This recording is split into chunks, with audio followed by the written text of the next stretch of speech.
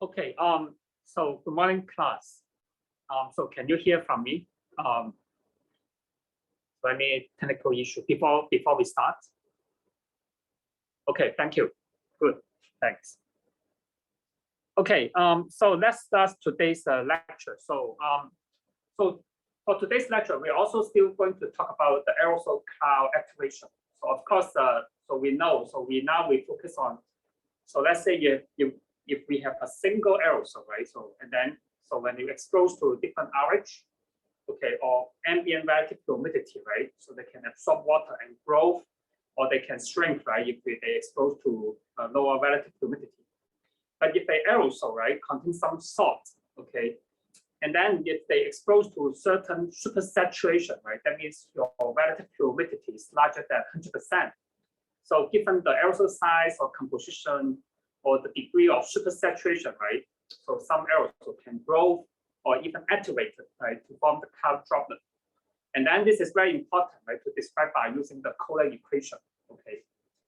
So last time we saw somehow in the Kohler equation, I just want to give you a quick review. So before we continue talking about some of the effects, of course, now we talk about an aerosol with some soluble salts, for example, sodium chloride or ammonium sulfate, the typical inorganic salts, or you can say you can dissolve ions, right? So, but in the ambient, okay, so also we need to consider some insoluble materials, surfactants, and also some soluble gas. So this will also affect the cloud activation or the aerosol activation process. So we're going to talk about this today, okay?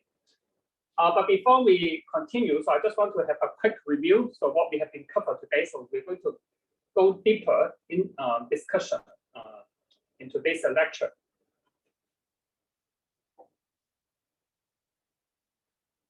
So of course, so let me change the pen. So of course, last time we spent a lot of time talking about the Kohler equation. Just to highlight some information. Okay, so when we talk about the Kohler equation, or when we talk about the aerosol water uptake or the cloud activation. So one thing is very important is when we talk about the water uptake of an aerosol. So remember, so when we talk about the Kohler equation, there's two effects. So we need to consider, right? So one is called the Kelvin effect.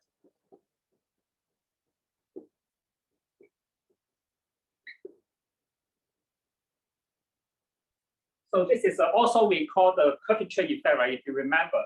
So because of the curvature effect, so we show you that the aerosol, the water vapor pressure, right, over a curved surface, right, is can be higher than the water vapor over a flat surface, right? So this is important, right, when we study the aerosol, okay, especially for the small particle or small aerosol, right? So when the size is small, when the particle size is small, right, then you have this curvature effect. And more important is now your water vapor pressure, right, can even above 100%, right? You can about 100%, right? So this is one important is called the Kelvin effect.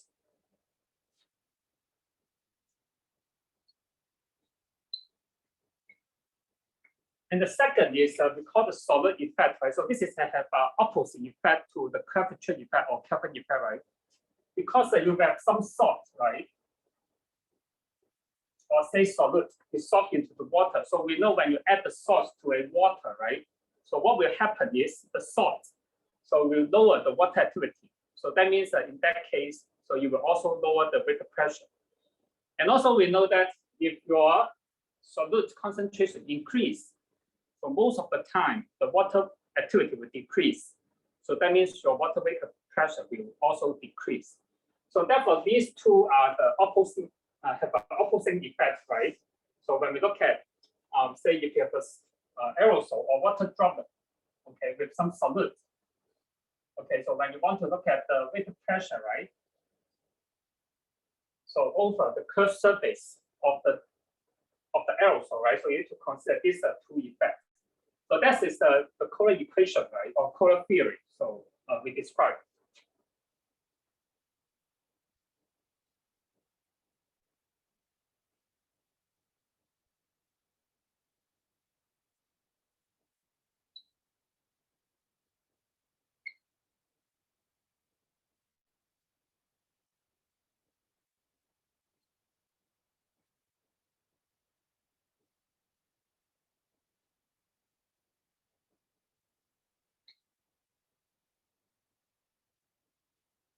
right? So this is the Kohler equation.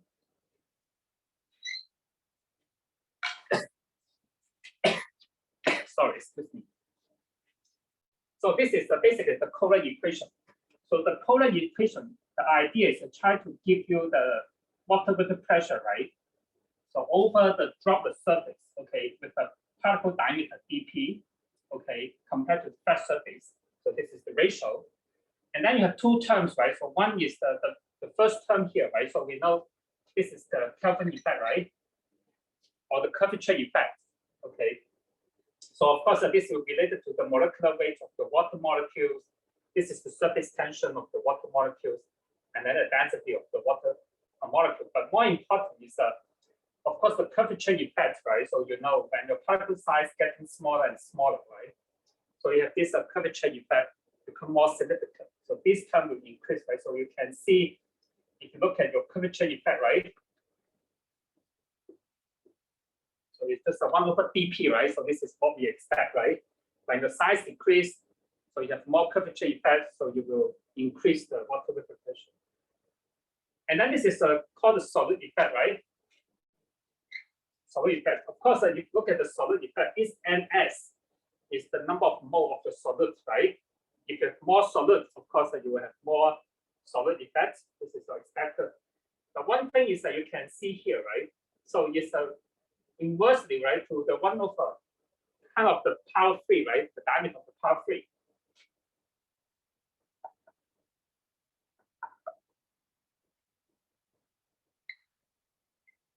So I think we know the idea is this is related to the particle volume, and also it's very sensitive to the particle size because so we are talking about the concentration effect, right? So therefore this is related to your particle volume, and that means if you look at this term, right, this is number of mole of the solids. So this is the volume, right? The droplet or your aerosol volume. So this will give you the solids concentration. Okay, so therefore you can see the solid effect will be very sensitive to your particle size. The reason I want to go back to this point is I want to highlight again. So this is important. At least you have some more idea about this Kohler equation. Is if you look at these two terms, okay, you can find that you can define two regimes, right? So if your Kelvin effect is dominant, say this term, the Kelvin term, is larger than your solid term, right? So that means you can see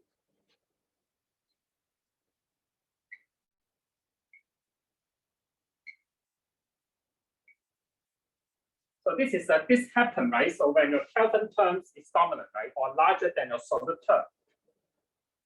So therefore you can have a regime we call the supersaturation, right? So therefore your water droplet, right, will have a supersaturation, right?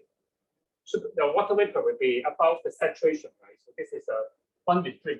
And also, of course, you can see if your solid term is dominant, right? So this term becomes negative. So in that case, so you can have a regime, say less than 1, right? So this is what we call your RH, say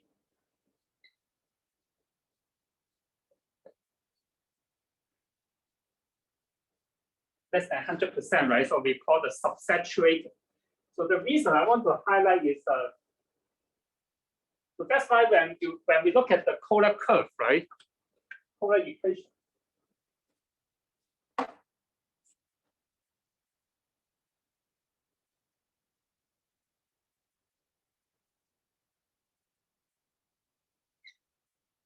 So when we plot the Kohler equation, so you always on this side, the x-axis here is the droplet diameter.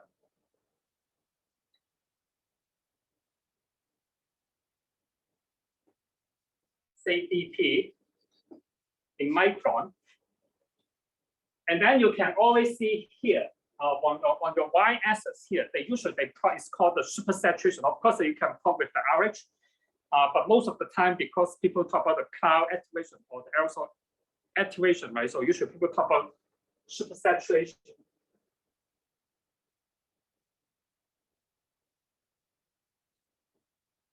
Right, so this is the saturation. So therefore, usually they start with the 0 here, and then you can have a 0.1, 0.2, -0.3, 0.4. So this is we call the above the supersaturation, right? That means your RH is larger than 100%.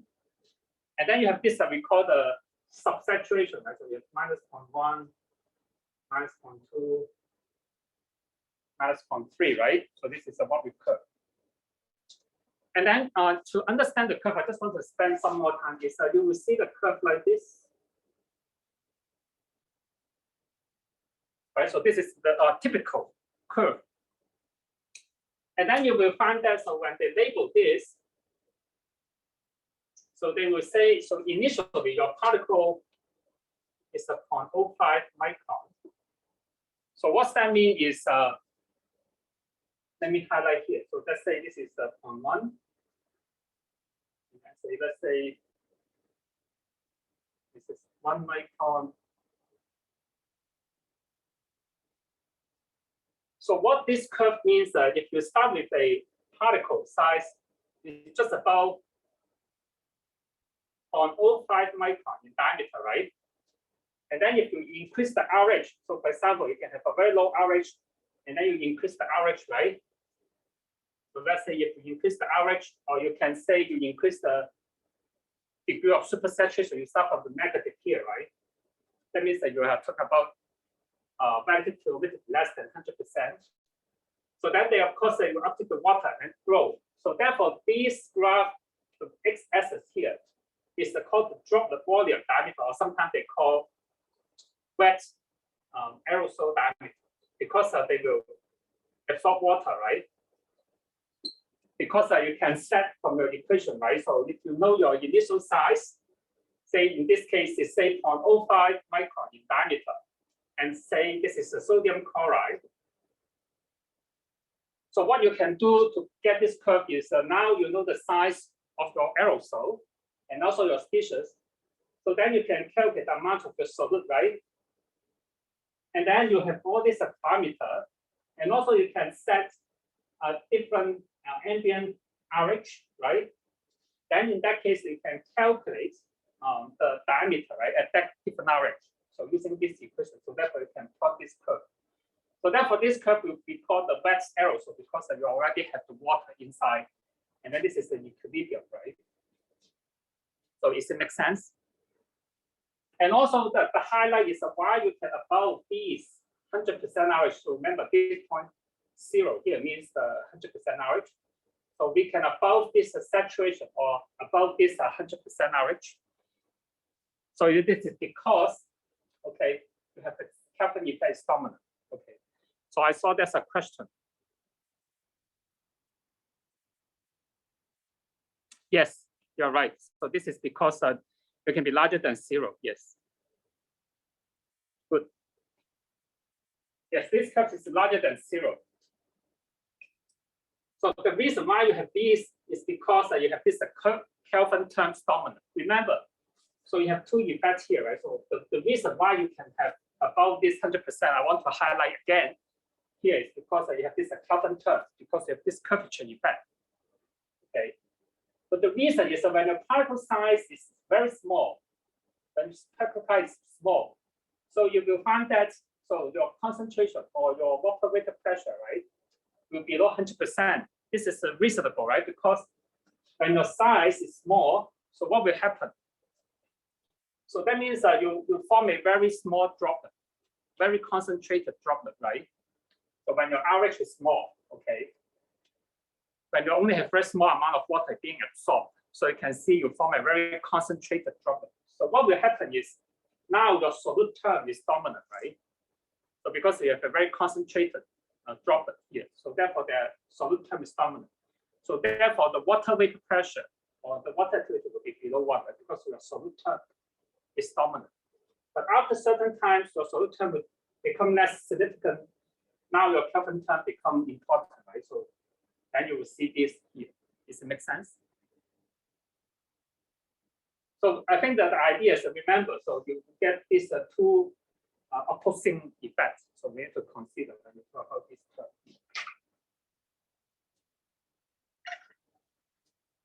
And also later you will find that this is important for us to understand some of the parameter, right? The terms here.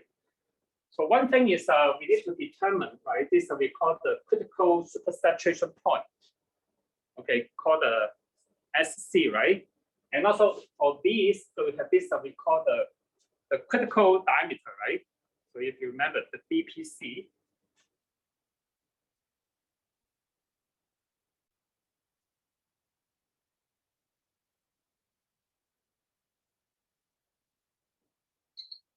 So this is called the critical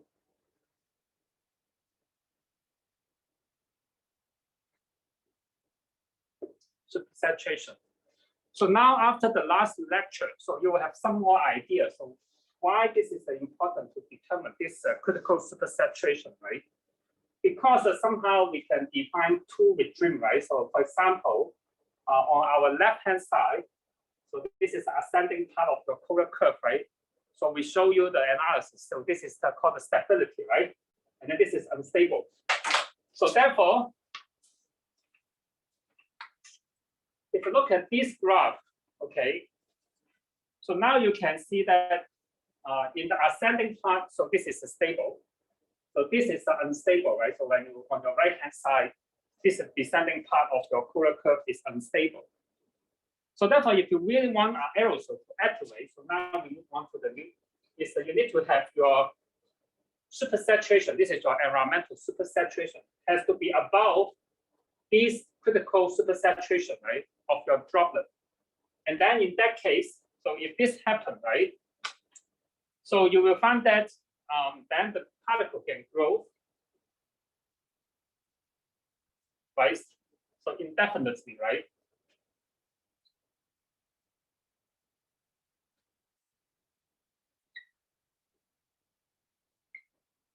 So they can grow indefinitely. So in the other word means that they can just grow to a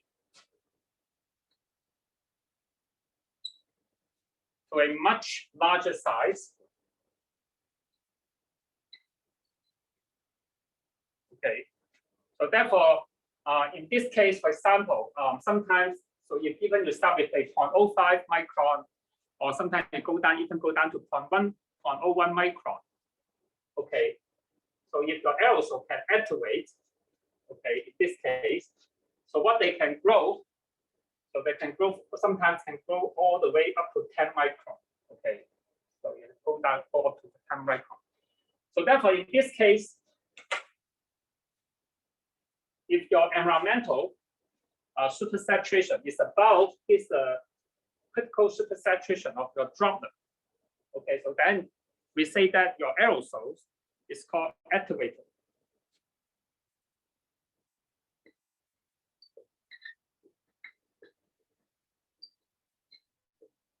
So we use the term called activated, means they can just grow rapidly and then form the cloud droplet. Do you have any questions so far about the polar curve? And also you can see here when the particle size grows, okay, become a large droplet. So of course, eventually you will behave more like a pure water droplet, right? And then you don't have this curvature effect. So therefore, your polar curve eventually, right? So beyond 10 micron, and then if it's just a dilute droplet, right? So therefore, it behave just like a water, right? So therefore, pure water droplet. So therefore, you will just return to 0, right? Because a pure water droplet, you just have the RH is 100%, right? So any questions so far about the polar curve? So I think there's no rush for this class. I want to make sure, so most of us, or at least you have some ideas, okay, about this polar curve. So you can consider this is the relative humidity or the degree of supersaturation. This is your droplet size. So why you see a polar curve like this? Okay, and then you have this critical supersaturation and this critical droplet diameter. So we'll come back to this later. Okay, but at least you have some idea about so why in this part stable, this is not stable. About these, so you cannot find a feasible equilibrium state. So basically, the aerosol just keep activate and grow, right? So any question about the polar equation?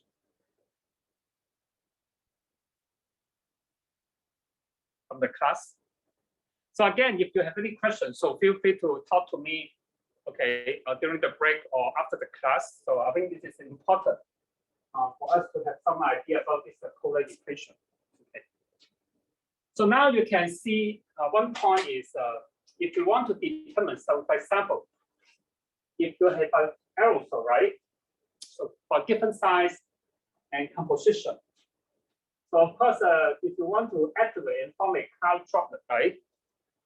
So now you can see you can kind of determine by this polar curve. And one important parameter, right, is for this aerosol to activate, right? So your environmental, okay, environmental relative humidity or humidity, right, or supersaturation, this S has to be larger than your critical supersaturation, right, of your droplet, of your aerosol, right?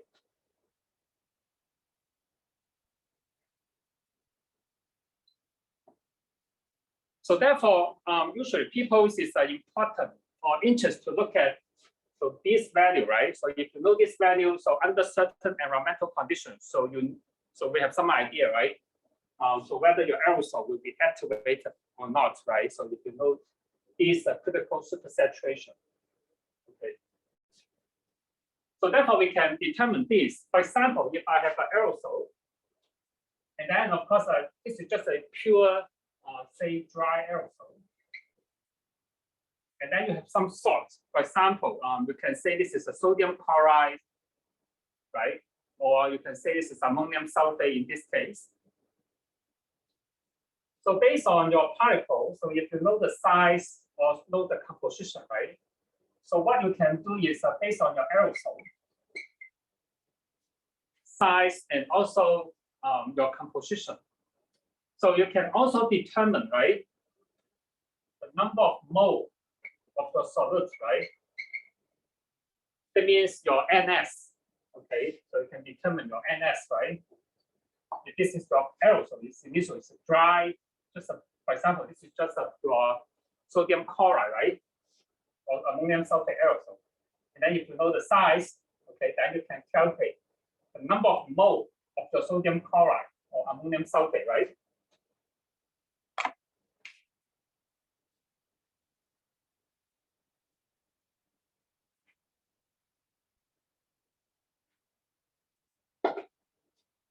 So therefore, you can determine the amount of your solute, right? The number of mole of your solute.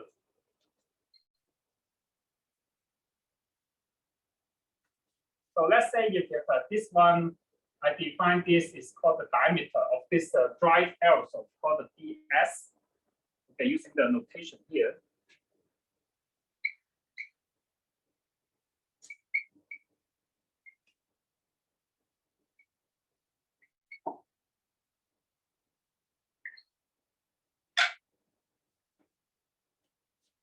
So NS, if you remember, NS by definition is the number of moles of your solute, right?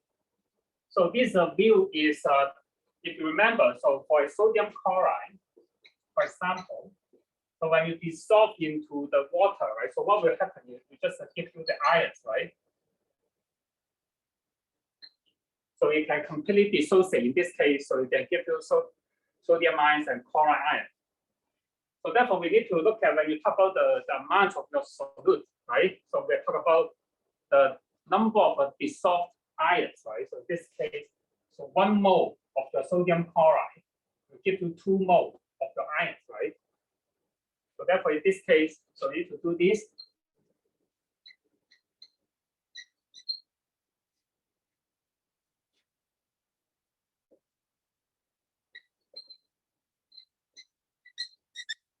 That's why you need to times a 2 in this case for your sodium chloride. Okay, so because you have 2 mole of your ions in dissociate. So ds is just the diameter, right? Of your dry aerosol. Remember, this is dry. Okay, you don't want to contain any water, right? So then this is just your pure aerosol. So this is the density, right, of your salt or your aerosol. So this is the molar mass or molecular weight of those solids, right? Or in this case, for example, just a sodium chloride. So basically, these term pi ds to power 3 divided by 6 give you the volume, 3 times the density give you the mass, divided by the molar mass give you the number of mole, right? And then remember, so because when the sodium chloride, for example, it dissolves in water, it dissociates, give you 2 moles of iron. So then you do this correction, right? So this gives you the number of ions being dissociated, right? This is 2. So now if you can determine, right, the number of mole of your solid, so then you can go back to look at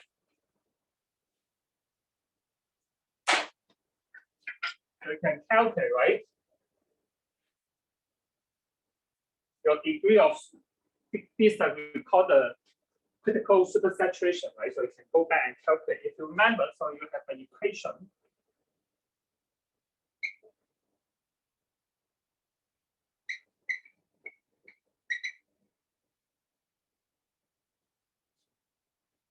So we have a defined A and B, right? So these are just some constant, okay? And then you can substitute these information back to this term. Then you can calculate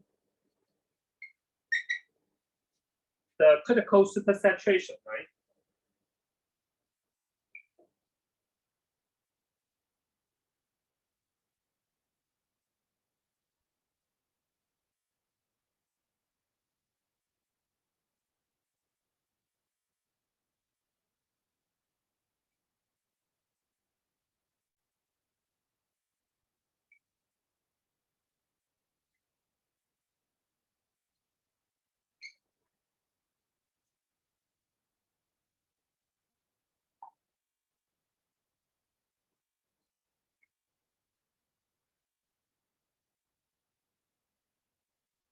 So what I'm trying to do here now is you know that A term is related to the Kelvin terms, right? So you don't need related to your number of mole of your solids.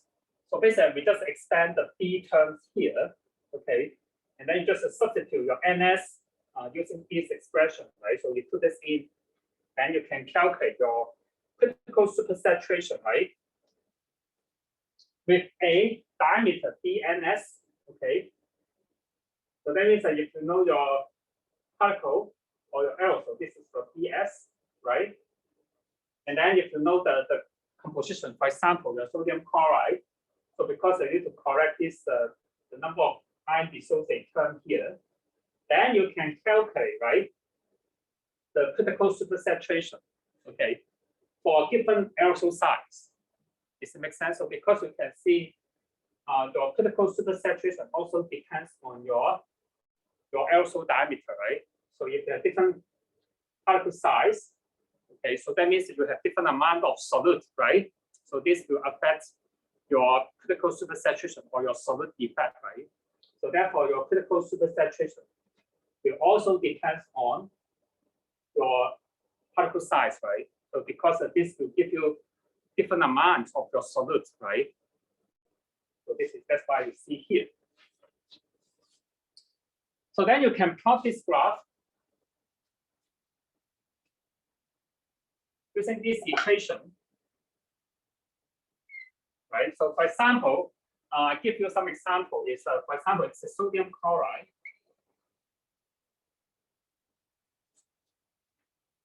So you can say this is a 0.01 on 1 and then 1. So this is your aerosol diameter.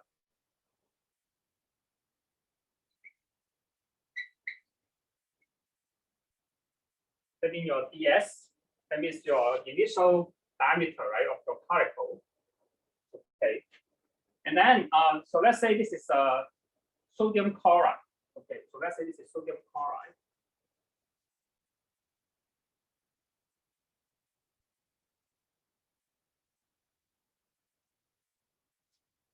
So this is your y-axis. So your y-axis is the critical supersaturation, okay? And then your x-axis is the dry diameter, okay, of your aerosol, okay? So then you can plug in, right? So for your dry diameter, right, your aerosol diameter, you can plug into this. And then if I assume this is sodium chloride, so also you know this is become 2 So you can use the density of your sodium chloride, the molecular weight of your sodium chloride. So this is just the molar mass of the water molecule, this density of the molecule. So you can calculate this, right? So if you're doing this, so you find a curve like this.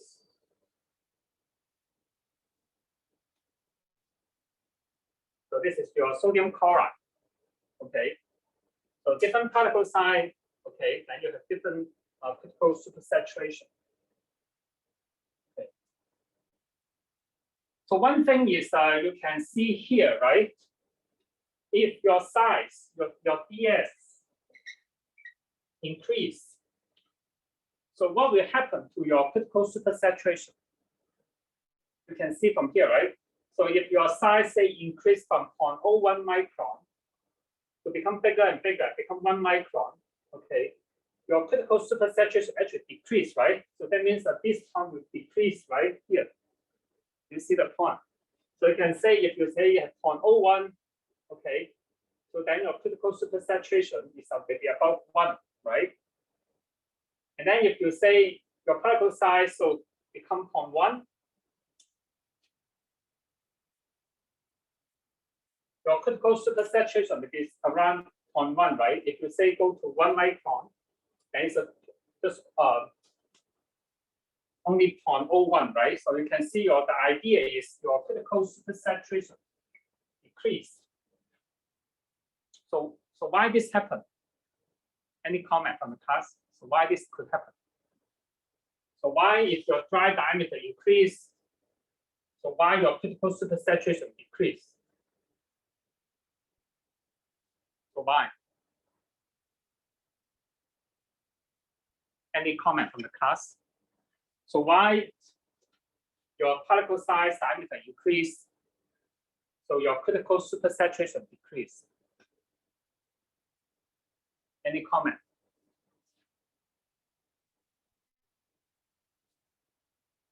So remember, so when your dry diameter increase, so what will happen? So that means that you will have more solids, right? So more dissolved ions. Okay. So what's the effect of your solid effect? So your solid effect in general is to lower the water vapor pressure, right? Am I correct? So because you have solids, okay. Then if you have more solids, so that means you have a more concentrated solution. So therefore, it will help you to lower the vapor pressure, right? So therefore, in that case, so you will lower your critical supersaturation, right? Because you have the solids, you lower the water activity, right? You have more solids, right? When your size increase. So that means that you have more solids, okay? So you are more concentrated solution. So that it will decrease your water activity, right? That means you decrease your water vapor pressure. Your solid term become more important, right? So therefore, you will decrease your critical supersaturation or your water vapor pressure in general. Does it make sense? So therefore, if you have a size increase, so then you have more dissolved ions or your solids. So therefore, your critical supersaturation will also decrease. And then if you look at these effects, so what's the implication for the decrease in the critical supersaturation is? So that means your aerosol can be more easier to activate, right? Because if I tell you that the typical ambient, okay, in the typical atmosphere, so your supersaturation say is 0.2. So let's say it's 0.2, right? So that means that if your aerosol have a critical supersaturation above 0.2, they will not activate, right? But if you have a lower critical supersaturation, say below 0.2, and in this case, your aerosol can be more easier to activate. Okay. So therefore, if you have a lower, the idea is that you have a lower critical supersaturation. So that means there are more implication is your aerosol is more easier to activate or being activated in the ambient air or in the atmosphere. Does it make sense? All right. So any questions so far? And also you can see here is, so of course, now we show you that, so if your diameter, right, dry diameter increase, okay, your critical supersaturation decrease, but it will also affect your DPC, that means your critical diameter. So in general, so you will find that like this.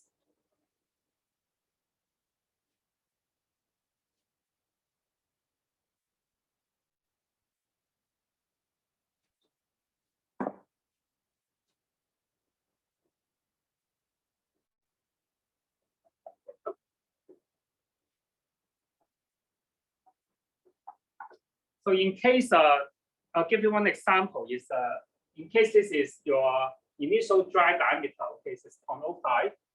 So you have a curve like this. So now you know if my size increase, okay. So what will happen to my critical supersaturation? So it will decrease, right? And also your activation particle diameter will also decrease. So usually we see like this.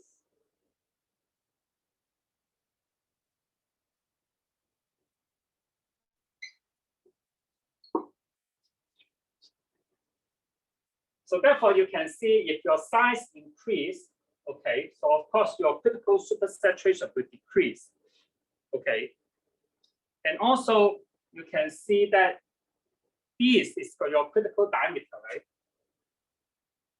Will also increase, okay, will also increase. So the reason for this is because at the activation point you have more solids, right? So you can absorb more water or you can maintain more water in that case. So therefore, in this case, so your critical diameter will also increases. So therefore, when you increase your dry diameter, so I hope that you know there's a two effects. So one is you can decrease your critical supersaturation, okay? And the other thing is that you will also increase your critical diameter. So given you have more soluble materials.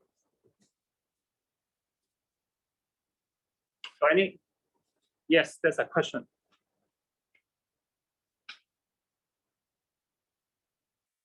Oh, okay.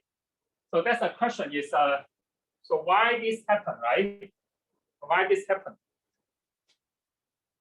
So I think maybe let me write back the equation here. Good.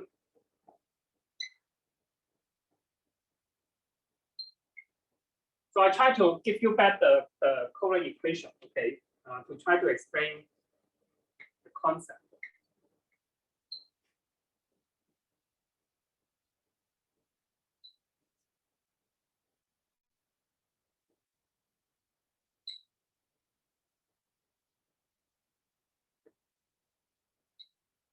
Okay, so this is the Coulomb equation, right?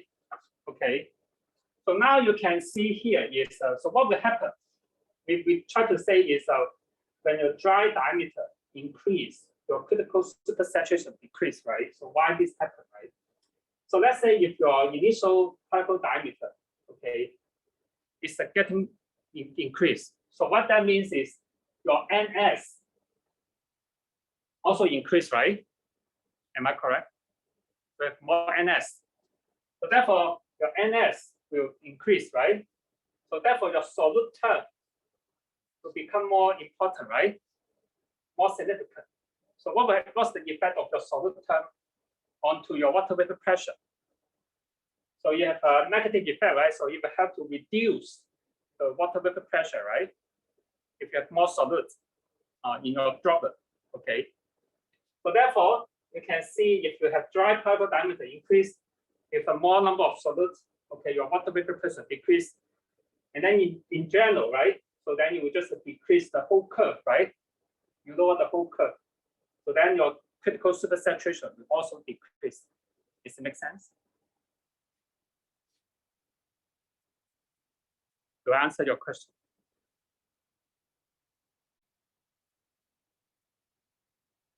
Okay, good. So because that's another question is why this increase? Because you can see,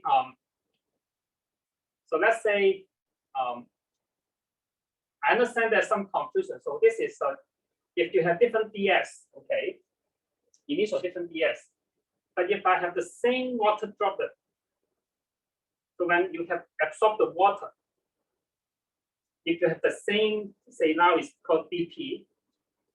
So if your initial, you have a more, if your ds is larger, so therefore in this case, right, if they have the same dP, okay, same droplet size, okay. So this one will be less concentrated. So this one will be more concentrated, right? Same diameter, both the same size, okay. So this is more concentrated. If they are more concentrated, right? Same dP. So they're more concentrated, so they will have a lower water vapor pressure. If you look at this equation, because you have more NS, right? So this will have larger NS, and then this is a less NS. I hope that this can help you to have better ideas. Very good. So yes, you can say is we change this. If you look at this, is we change the ds, and then at a given the same size, right? Same dP, right? If they grow to the same droplet size, okay. So you can see this is more concentrated. This is less concentrated. So you're right. Am I answer your question?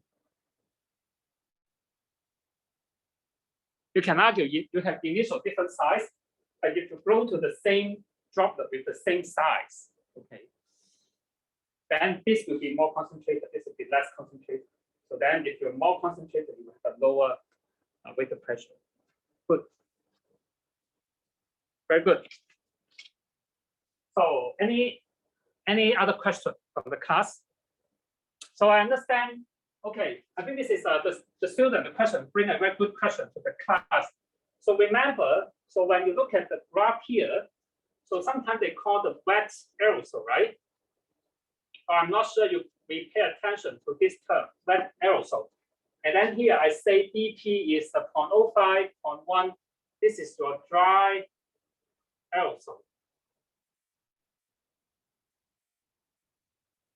diameter. So I think you need to just mention by the student. So you're talking about, let me this is tell you, so the initial I have 0.05, okay, sodium chloride in this case, and then I grow to a different size, right? So I can grow to a different size with the water, right? And then I produce this curve. If my initial, okay, particle is 0.1, okay, this is 0.1, for example, and then I can grow at the same size, okay. For example, I can grow to the same size, but because I have more solutes, right? So therefore, for a 0.1 micron, okay, dry diameter, right? Maybe in this case, I use ES to avoid the confusion. So then you will have a lower vapor pressure compared to a 0.05. So I think this is help you to understand this curve. This is the wet aerosol.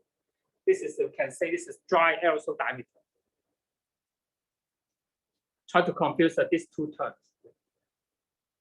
Avoid the confusion about these two terms.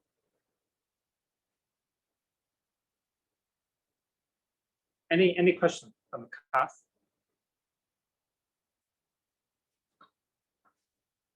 Okay, good. And then now we're going to talk about a more application, because of course now. So we talk about is just some solute, soluble salt, right? For example, sodium chloride, ammonium sulfate. So these are some we call soluble material or dissolved compound.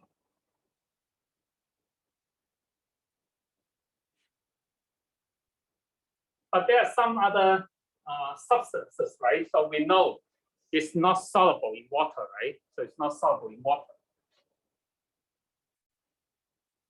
So how you will affect the result? Okay. And how you will affect the water vapor pressure, so above a cloud droplet, okay, or your water droplet. So now we want to look at, say, an equilibrium. Of course, I will talk about the water, right? Water vapor pressure. So of a droplet. So now we contain some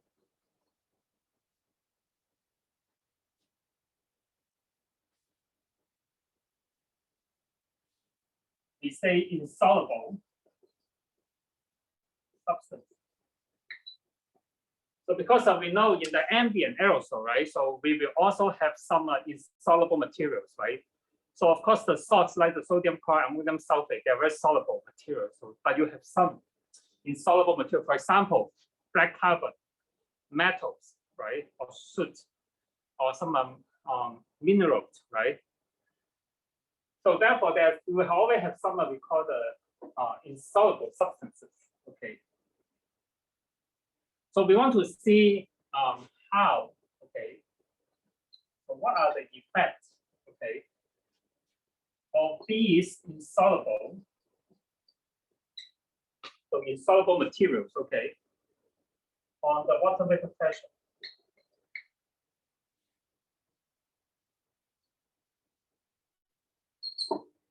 Okay, so we want to see if you have the aerosol. Okay, so now you have your aerosol, right? So of course you can have water, and then we have talked about you have some salt or solute. Say this is some soluble materials, right? For example, sodium chloride. But what will happen if you have some insoluble materials? Okay. So in this case, so you can have some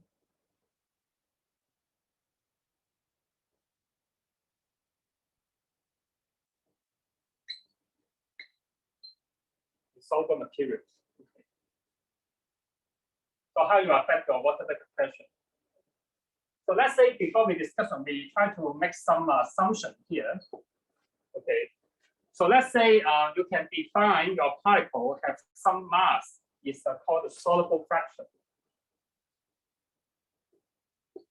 So we can have some soluble fraction. Okay, that means some of the mass will be completely dissolved into your water. So let's say we define this soluble fraction called theta m. And then we assume, say the rest is insoluble. So this is the fraction. Okay, you can soluble into the water, and then the rest is insoluble into the water. And also, to simplify the discussion, so you assume these are insoluble materials, okay, does not react with water and your solute. That means your soluble materials, okay. So you assume you don't have any chemical reaction. So because you know some of the insoluble material can also have some chemical reaction or interaction with the ions of the water, then you will affect your water activity. But in this case, we assume you don't have any reaction first. Okay, so of course later, for those you run the model, of course you can incorporate, right, or consider this interaction into your model. Okay. And also for the discussion here, to simplify our discussion. So you assume you have some insoluble materials, right? And then I can represent these insoluble materials. Assume you have a pore, okay? And then I can assume this is an insoluble fraction. This will be more like I can express like a sphere, okay? And then you assume you have a diameter of this insoluble materials is called du. Okay, so that means you can also argue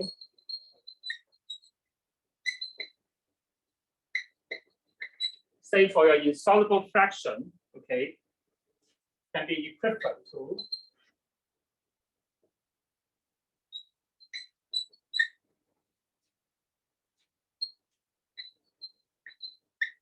say you can assume you can be equivalent to a sphere. That means you can assume you have a sphere, okay, and then with a diameter du, okay.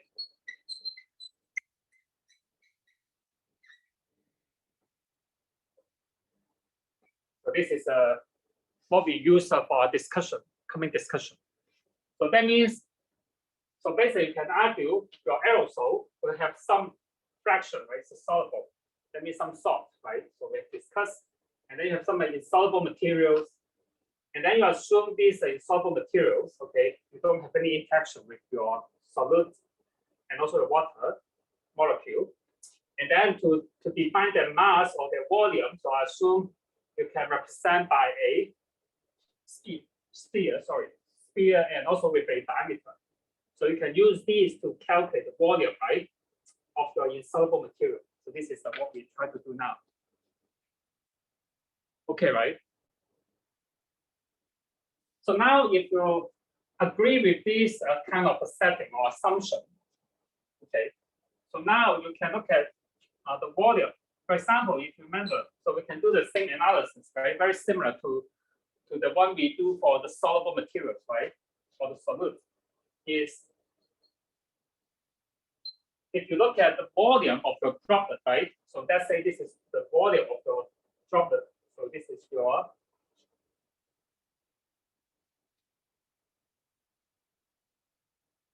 dP, right? So this is the volume of your droplet. So how you can calculate this, right? If you remember,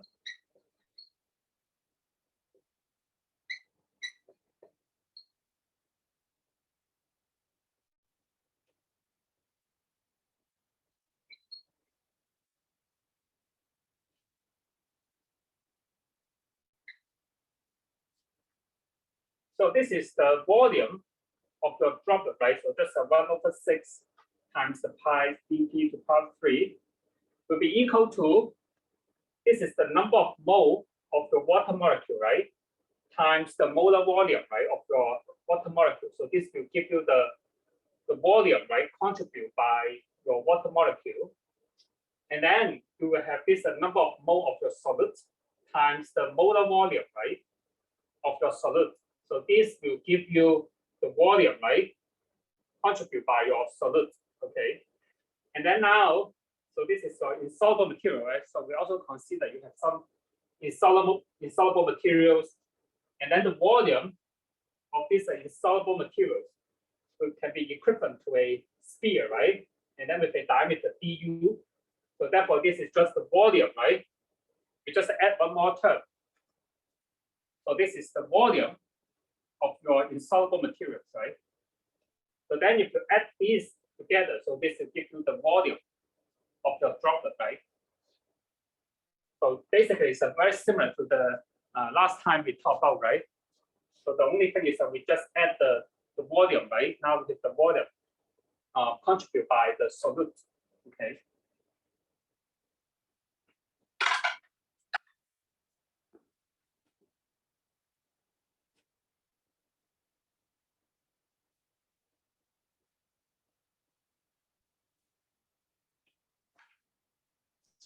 So now we can use the same approach. So the first thing is I want to determine the mole fraction of the water, okay? So you want to say 1/xw. So I think we show you the reason why you want to determine 1/x, right? So because it's good for us to do the substitution later. Okay. So this is the same things here.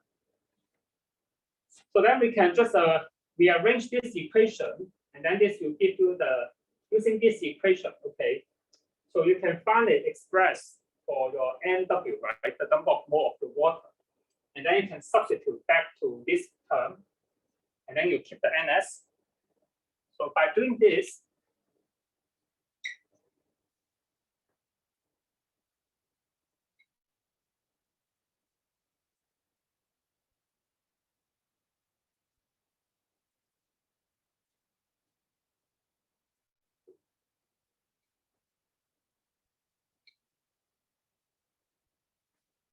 so you can rearrange this equation to get the expression for your NW, the number of mole of the water molecule. And then you can substitute this. So it's just the same approach we did last time, right? So when we derived the polar equation. And then you can substitute these back to the equation, right? And you will have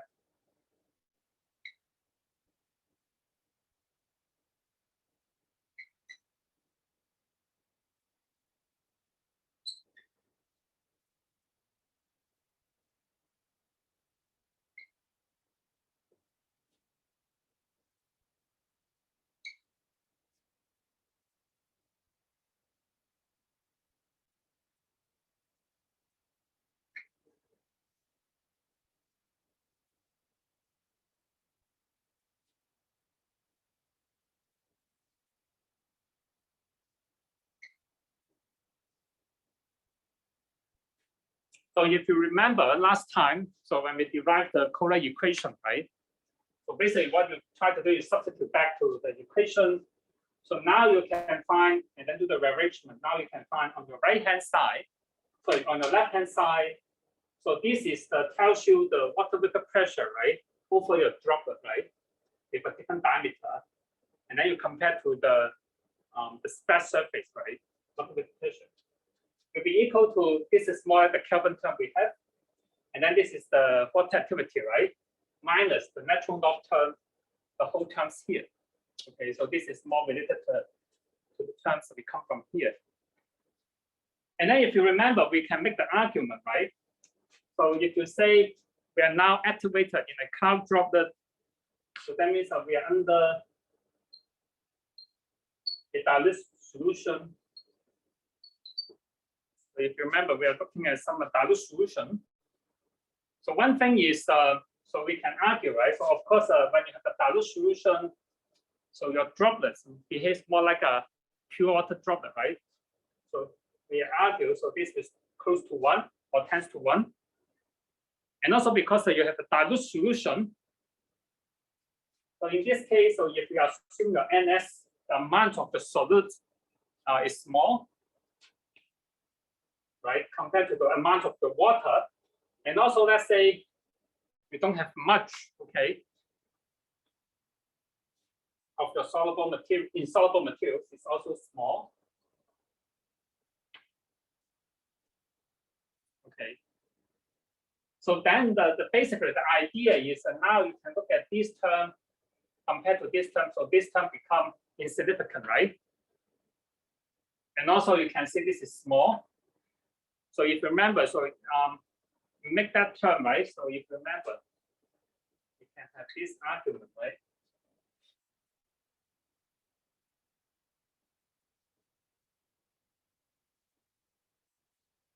So we make this argument, right? Last time, so when we derived the Kohler equation, right? So that this is, so you can apply it for the same argument for this term under the dilute situation. And then by doing this,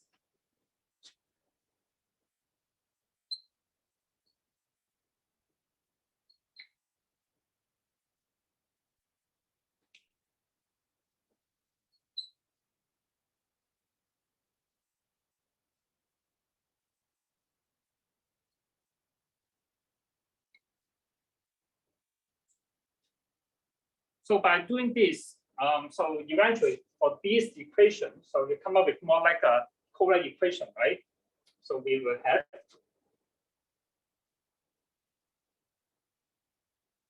but if you look in detail, you can see first we'll more or less keep the Kelvin term, right? A over dP, okay? And then you have this solute term. But now, if you look at your solute term, so what will happen? So you are not just the dP to power 3, right? And then you need to have a minus, okay? This du, remember the du is the diameter, right? Of your sphere, right? Of your insoluble materials. This is a kind of the volume, right? Of your insoluble materials. But if you look at this, if you include this term, so what's the effect of your insoluble materials to the water activity if we have some insoluble materials?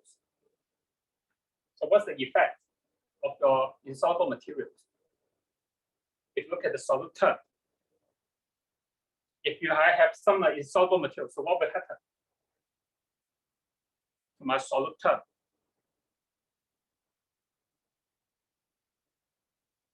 So if I have some insoluble material, right? So then I minus this, so this term become smaller, right? And then you can see your solute term will increase. Good, will increase, right? The effect will increase, right? You see the point, like mentioned by the student. So you can see when you have some insoluble materials, right? So then you minus your dP. Okay, so this term becomes smaller, right? If you compare to say if you don't have any insoluble materials, right, at a different size. So therefore your solute effect will increase. So therefore your water vapor pressure will drops, right? Will decrease here. So why this happened? So maybe if you don't mind, just remove these.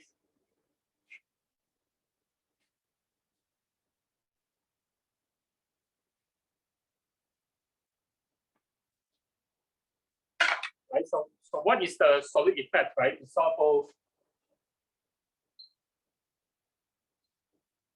say materials effect. And just like the student mentioned, right? Or if you look at the equation here, right? So now you can consider the insoluble materials, right? So one thing you can observe is it increased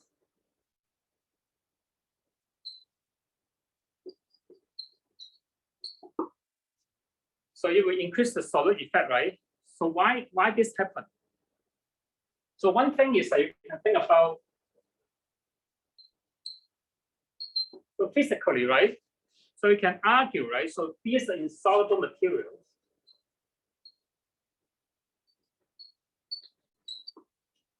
So they just replace the volume, right, of the water, right? Because they are part of the droplet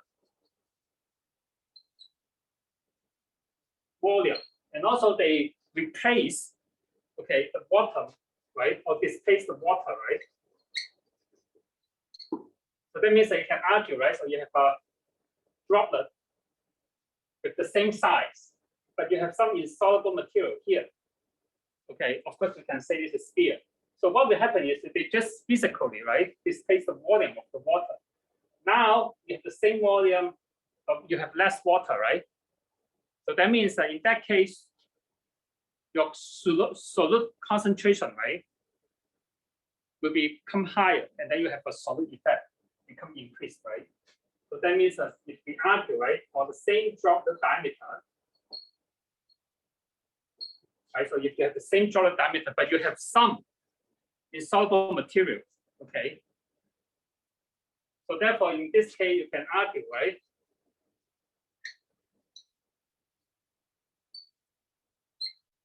Your solute concentration will be higher.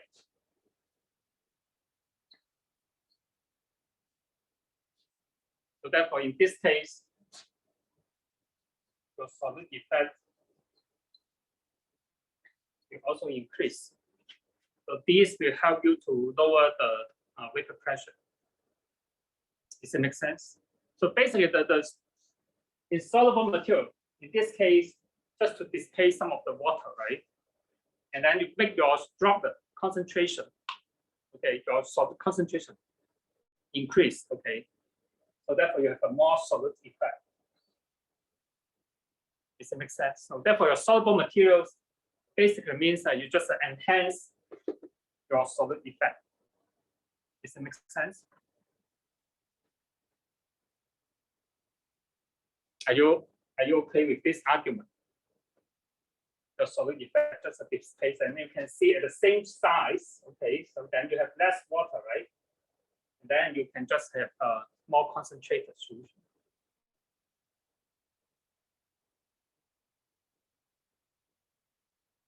Okay. So because of the time, so maybe let's take a 10 minutes break here. Okay.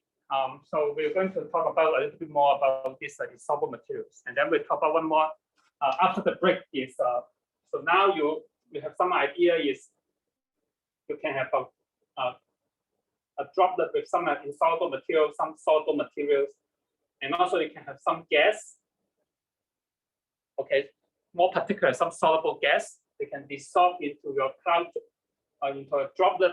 So this will also affect the amount of the solids, and then it will also affect your activation. We're going to talk about this after the break. But that's the thing about the insoluble material. So if you have any question, feel free to ask me during the break, okay, or after the class. So let's take a 10 minutes break here, and then we'll come back at 12:45.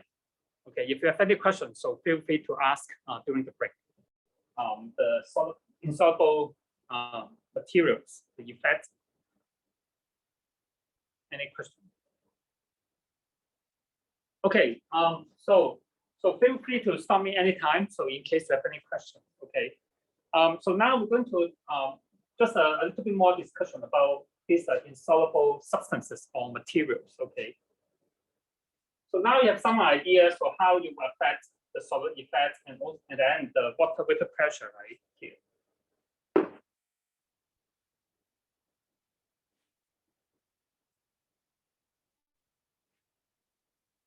So in more practical point of view, so people always try to determine, right? So to use this equation, of course, we need to know the diameter, right, of your, say, your insoluble material. So you assume you have a sphere, right? So you want to have some idea about this diameter, right, of your insoluble materials. Okay, if you assume. So you can relate it to this equation.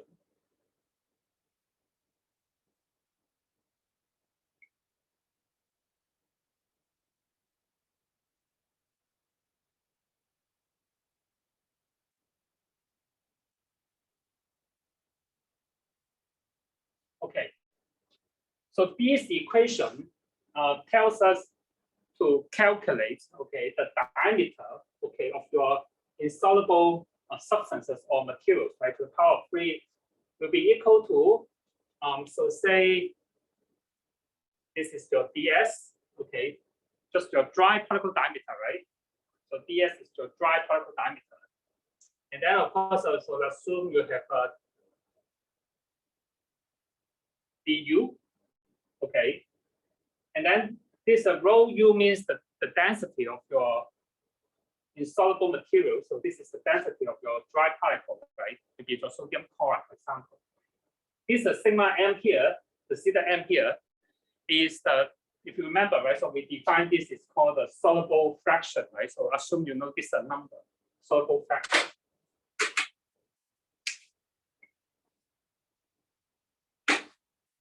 So if you know this ds, okay, the density of your insoluble materials, the density of your solids, and then this is soluble fraction, okay. So then you can calculate, okay, of your du, okay, or du to the power 3 in this case, okay. So using this, and then if you know the diameter, okay, so assume you know the diameter of your insoluble materials in a sphere, you can also determine the amount of the solid.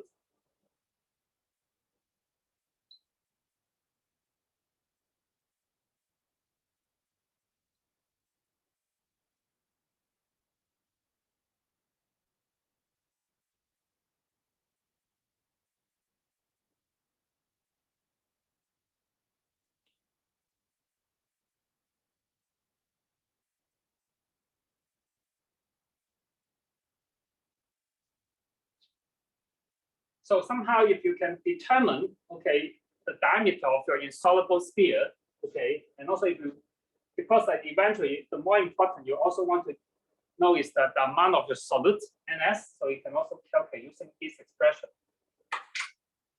for soluble materials, right? And remember, so because your salt, the soluble materials will be dissociate, right? So therefore, remember, you need to do the correction, right? This is tells you the number of the ion being dissociated. So you can calculate this expression. So I think this will be your assignment going to derive these two or this some of this equation in your assignment 3, okay, in this case. But the idea is, so how it's going to say the present, right, or the amount of your insoluble material affect your critical supersaturation, right? So of course, now you know the present of your insoluble material, right, will lower your water vapor pressure, right, because of you can enhance the solid effect, right?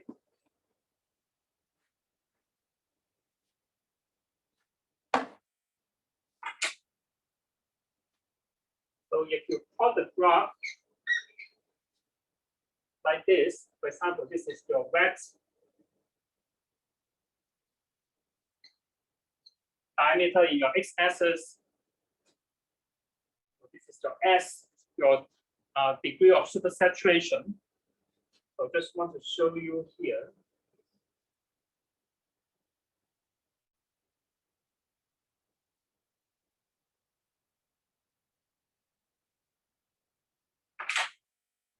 So these graphs will show you different soluble fractions, okay? soluble fraction here.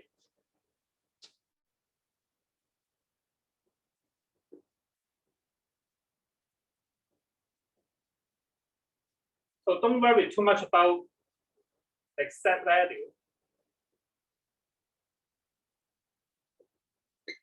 But more important is to look at the trend, okay? So now, so for example, this is the soluble fraction, this is 0.2. And then you increase the soluble fraction, right? This is 0.8. So that means when you go down to this, right? So we increase the amount of your solutes, right? That means your soluble materials, okay? That means you have less insoluble materials, okay? So I think this is important to look at the trend. You can see here, right? So when you have the amount of your solute increase or soluble material increase, so of course we know because of more soluble materials, right? Also will enhance your solute effect, right? So if you have the enhanced solute effect, so you know this will decrease your critical supersaturation, right? So you can see your critical supersaturation decrease. So therefore, this is kind of expected. Is if you say your soluble materials, the soluble fraction increase, okay? So you will find that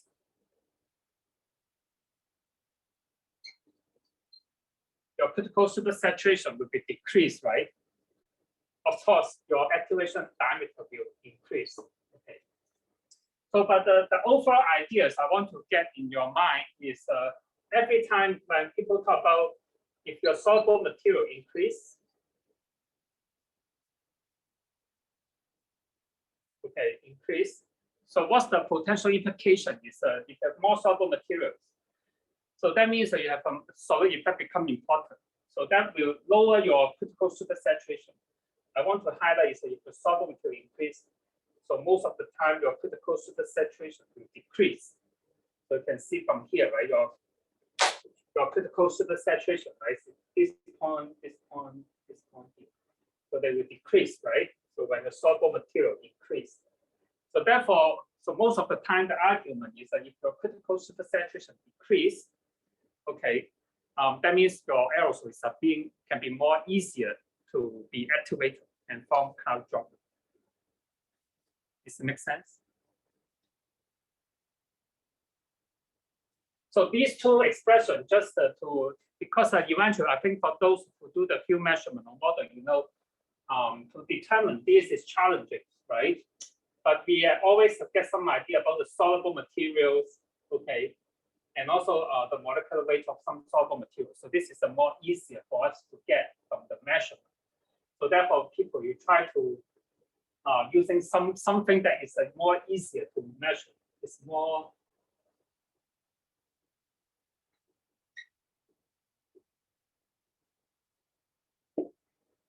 to be measured. For example, you can measure the diameter, right, of a dry particle. So it's easy to measure. But if you want to measure or tell us the diameter of your soluble material, is very challenging, right?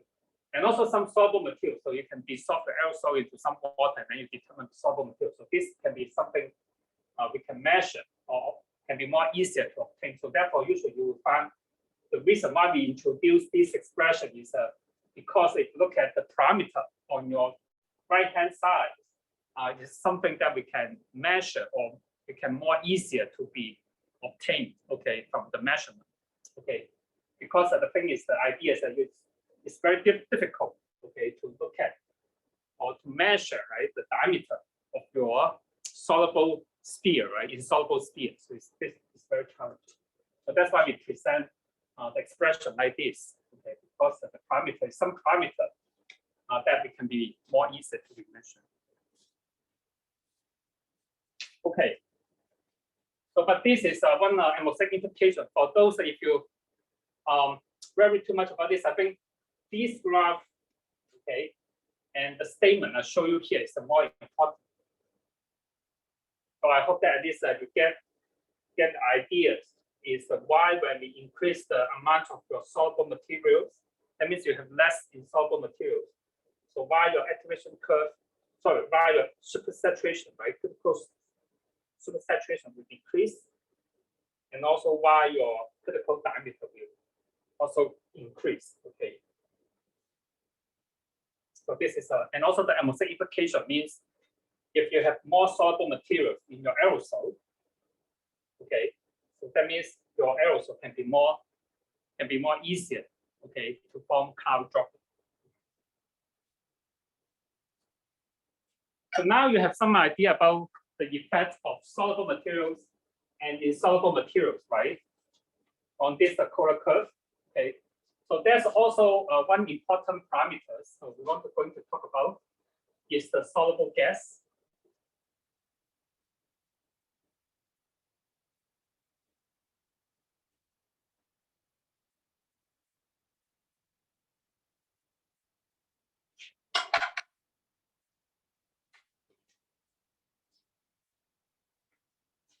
So because nowadays people more advanced and try to have a more accurate, right, prediction of your aerosol activation. Okay, so now they notice that so you have aerosols or you have droplet, so you have some soluble gas. For example, sulfuric acid or some nitric acid, so they're very soluble. So what will happen is, so you can also dissolve into your droplet, right? So some of your gas, you can also dissolve into a droplet, and then you can affect the amount of your solute, right? So this will change the number of solutes, right? Or you can say soluble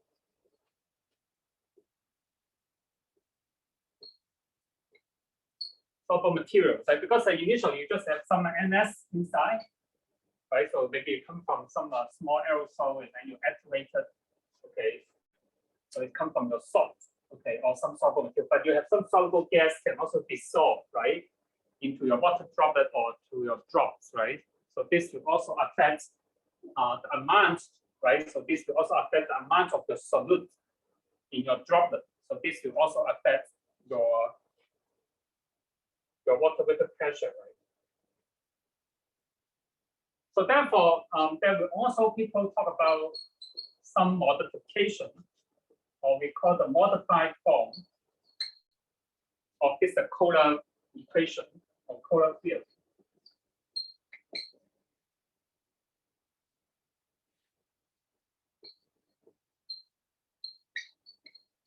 Or the soluble gas. Somehow, if you want to have a more accurate, okay, prediction, okay, so we also need to consider this soluble gas, okay. So because they're actually present in the atmosphere. For example, just give you some example, nitric acid, and also the hydrogen chloride. Okay, so we want to just quickly recall some of the Kohler equation. So we show you quickly before, right?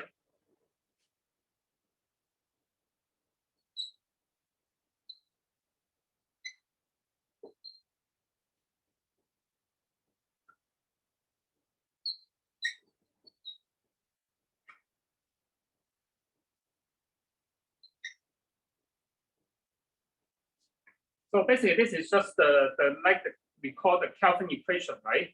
And then of course consider also the presence of the solute, right? So this is now is consider the presence of the solute.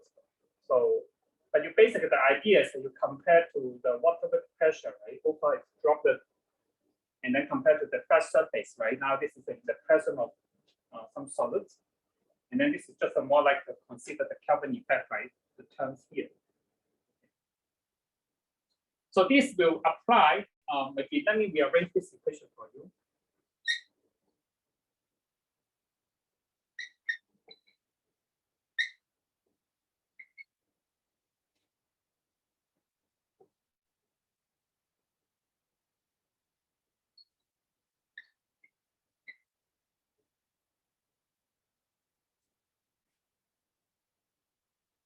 So this is just I just put this water activity coefficient and also the mole fraction of the water to your right hand side, and just rewrite this equation. Okay, and also Of course, you see some of these are called constant. So people sometimes call AW. So we just group them together.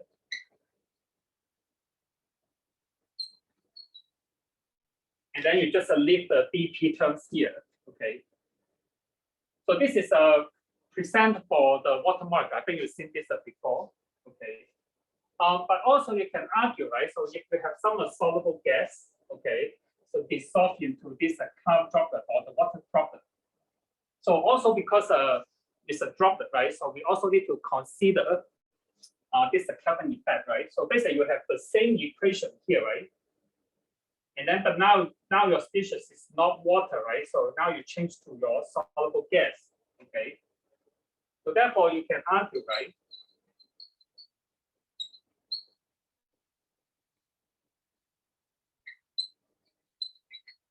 So let's say now you have some soluble gas is present. So of course you will also reach an equilibrium, right? So you can also describe by this equation, right?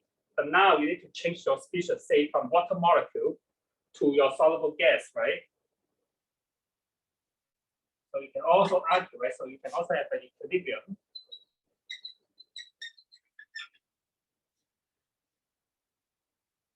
So now this will become not the partial weighted pressure of the water molecule, right? So now become the partial weighted pressure, right, of the soluble gas. So let's say this is a TB.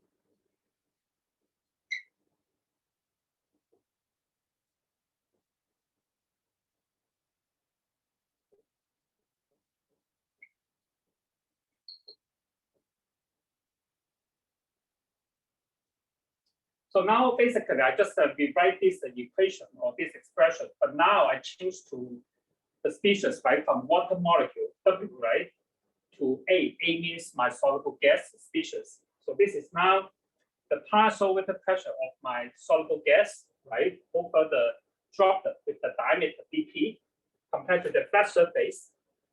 And now this will be equal to, now is the mole fraction, right, of my soluble gas, okay, and also the activity of my soluble gas. And I have exponential. Now I just change the species, like the molar mass of my soluble gas. Okay, this is the surface tension of the water, which is density of the water, right?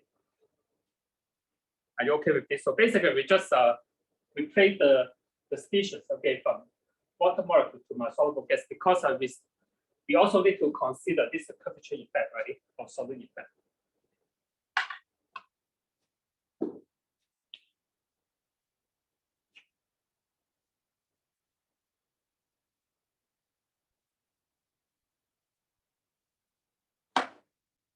So now we want to look at this expression, okay? So basically, it's very similar to what we have here.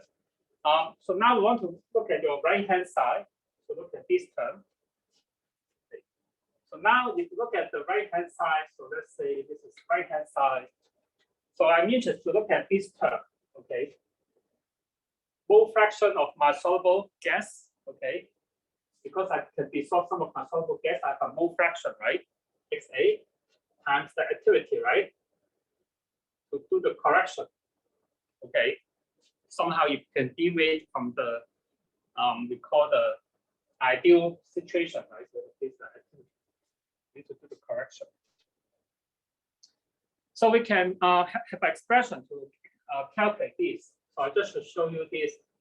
So if you want to calculate the activity of your species, so you can calculate using this expression.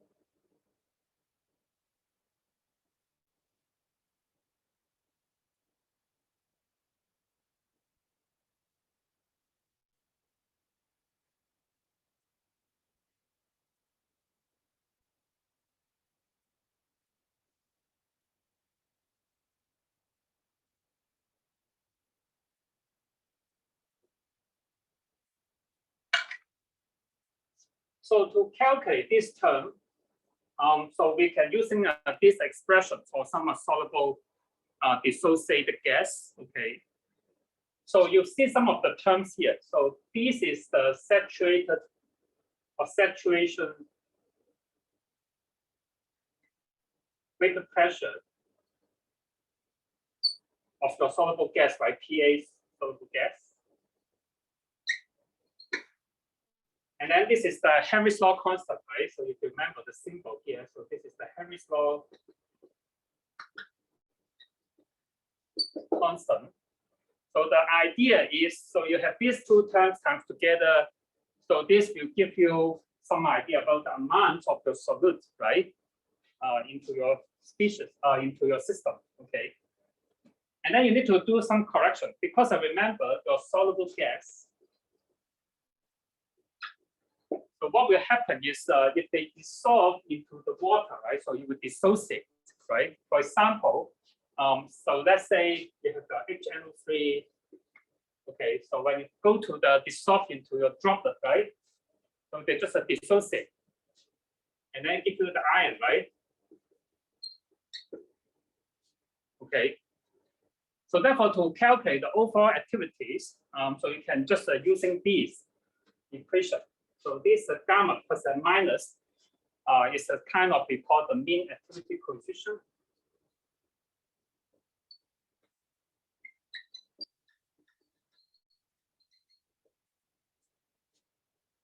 And also you have produced say some cation and also the anion, right?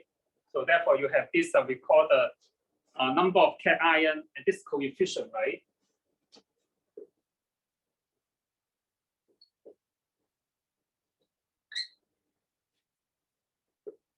To correct the number of cations and anions, right?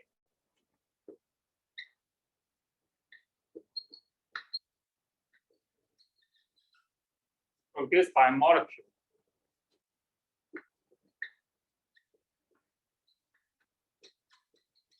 Of the dissolved gas. So because like I mentioned, right, so you have dissolved one HNO3, so it give you 2 moles of iron, right? So you need to do the correction here.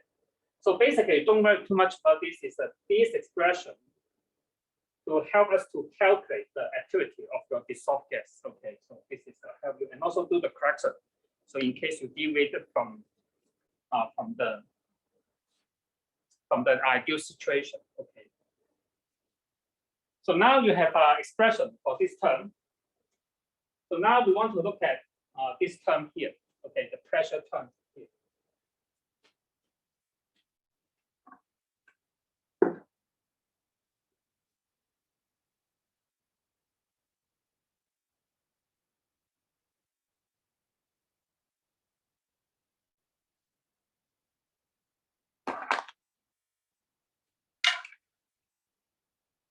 So now we want to look at the left-hand side. So that means that we're looking at this term. Okay. So let's say this is just a kind of the vapor pressure, the vapor pressure ratio, right? So let's say I set a ratio. So this is just nothing fancy. So this just a ratio, right? But P is the vapor pressure, right? PA is the partial vapor pressure of the soluble gas in the gas state, right? So PA is the partial vapor pressure of the soluble gas, right? So you have your aerosol, and then you have your soluble gas, right? So the amounts in the gas state you can call the PA, right? So this will be equal to NA over RT. So I can use the NA here, means that this is the molar volume.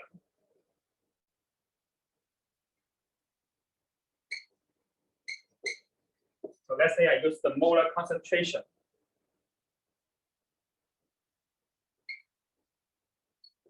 So this is the number of mole of my species A or soluble gas in the gas state per volume of air. Okay, this is my definition. Okay.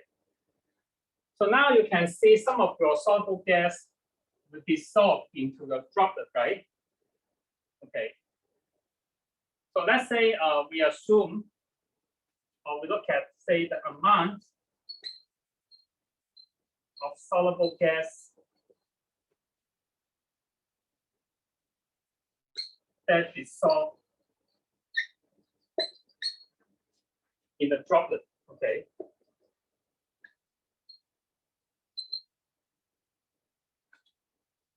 and we look at the per unit volume air. Okay. So now we want to look at so say per volume of air, right? So I can have a number of my droplet, right? And then I can have some of my soluble gas dissolved into each of these droplets, right? Here. So I want to look at the amount, okay, of the soluble gas dissolved into the droplet, right? Per volume of air. So that will be equal to Na times C. Okay, so what's the minute? So Na means the number of mole of my soluble gas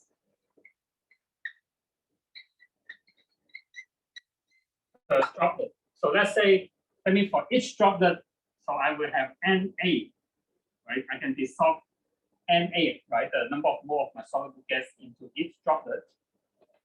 And then C means the number of droplets in this box, right? So that means it's the C. Here is the number of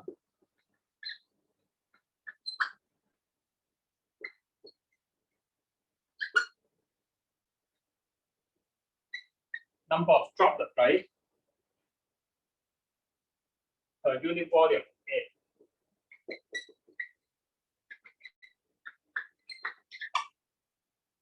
So that's why when I times the number of mole of soluble gas per droplet, and then I look at the number of C, right? C, that means the number of droplets in this volume of air.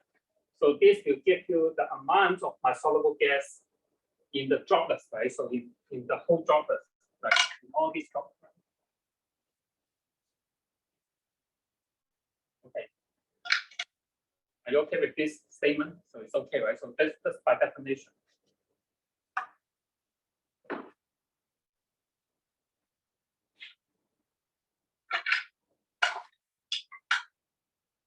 And also now, I want to know the total amount. Okay. Total amount, say, of available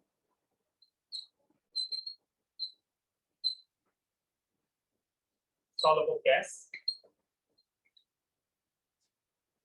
say, per unit volume of air. Okay. So I also want to know, because you can argue, right? So initially in my system, right? So in the volume, so initially I have a certain amount of my soluble gas, right? In the gas phase, right? In the gas phase here. Okay. So I can try to estimate the amount of my, say, available soluble gas. So let's say if we assume in a situation, say, all soluble gas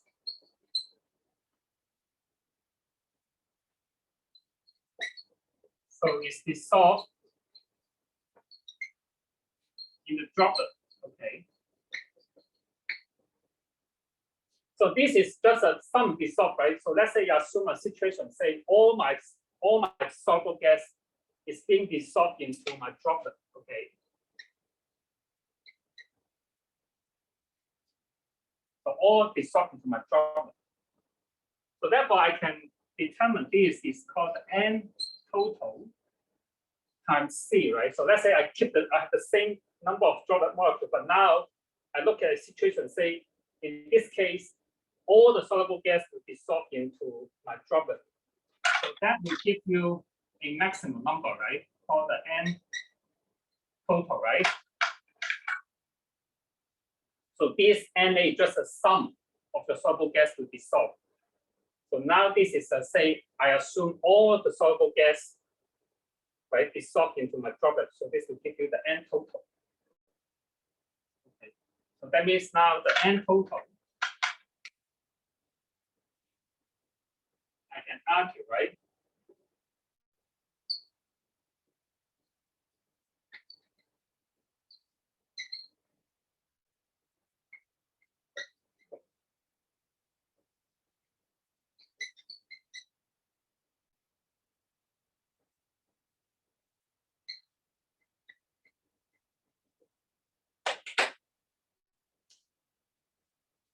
So basically, you can argue. So this is the total number of mole of my soluble gas available. So also you can argue. So if all the gas can go into the drop, so this is basically the maximum, right? You can have. So now we want to go back to the equation.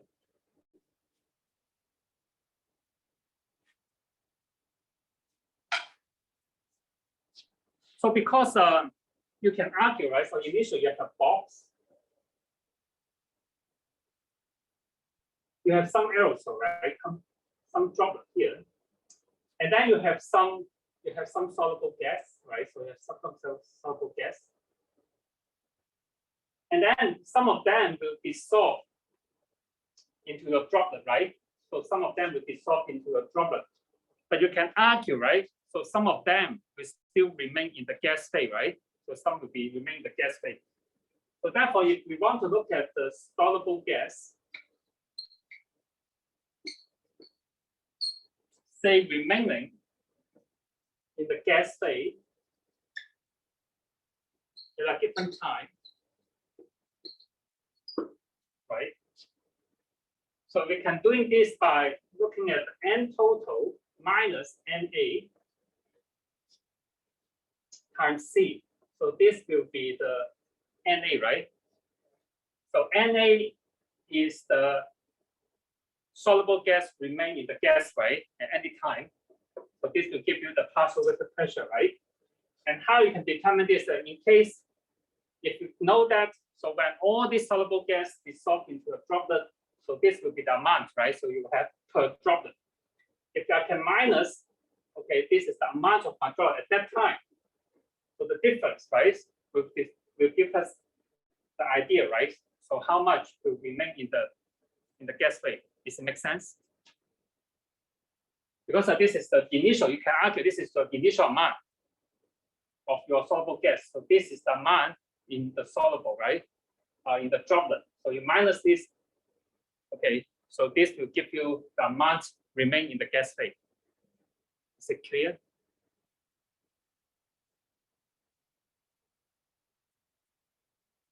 Any question?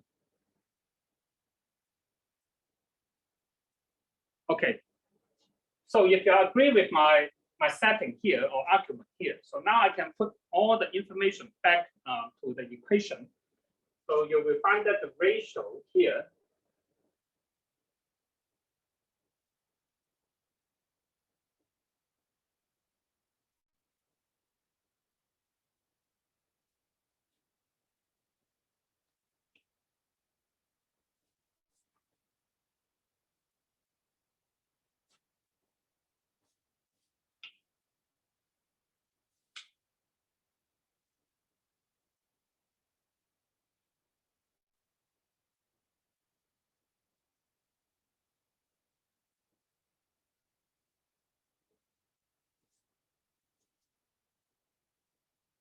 So one thing I just want to highlight here is so when we look at the right hand side the term, right? So we calculate the mole fraction of my soluble gas and also the activity coefficient of my soluble gas. So you have an expression, right? So I just show you. So in case we have a dilute case, okay. So because now we talk about some cloud droplet. So for some dilute solution. Okay, so we can just simplify the expressions to this term. The reason is the activity coefficient plus and minus because in the dilute solution, right? So you're close to the ideal situation. So therefore, the mean activity coefficient will be close to 1. Okay, and why you have this x squared? Because, for example, right? So you have a sodium chloride or ammonium nitrate, nitric acid, so it dissociate, right? You give your hydrogen plus and the proton plus the NO3 minus, right? So therefore,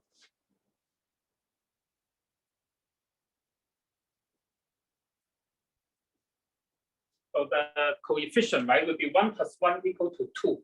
Okay, so therefore you get the x to the power 2 here. Okay.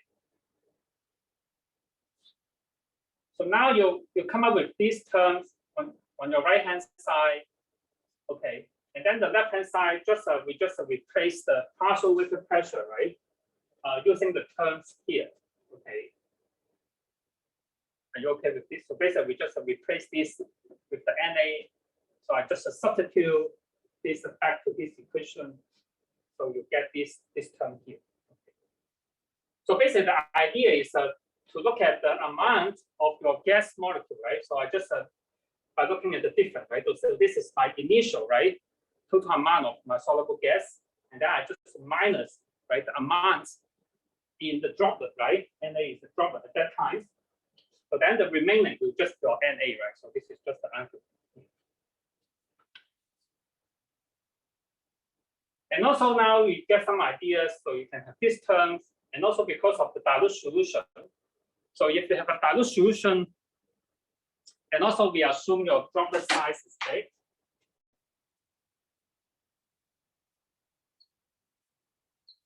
Right, because you talk about some cloud droplet, okay, or large droplet here. So that means that your curvature effects become insignificant. So you can this is just close to 1. And also because the argument,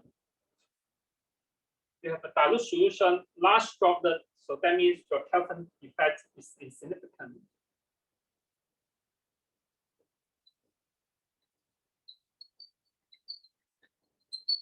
Right, so this term will become 1. So you need to worry about the ratio, right, anymore. Okay.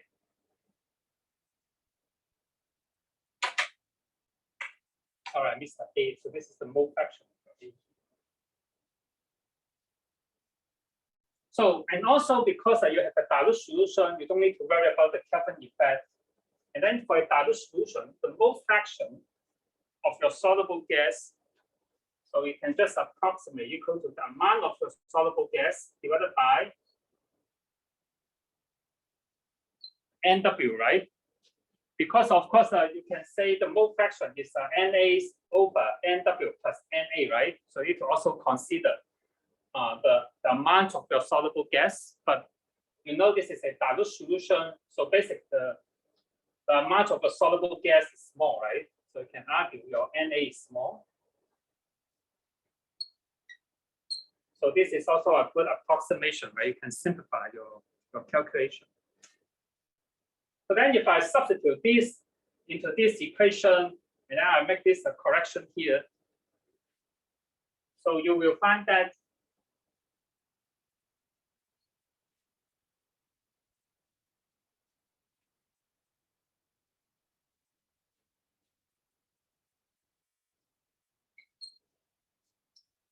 so what I try to do is I just like this become 1. I substitute this into here. The mole fraction now become the number of mole of my species, and this is the number of mole of my water, right? So this is a good approximation. I do this substitution and just rearrange, and then you will find that this saturation vapor pressure will cancel out. So that's why you don't have the term here.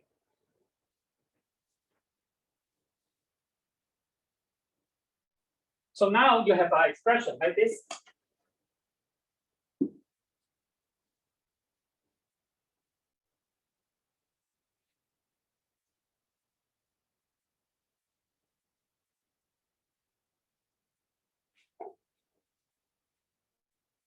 So if you look at this expression, so this is the number of mole of my water molecule, right? So this can be easier to estimate by looking at this is the mass of the water, right? And then this is the molecular weight, right, or the molar mass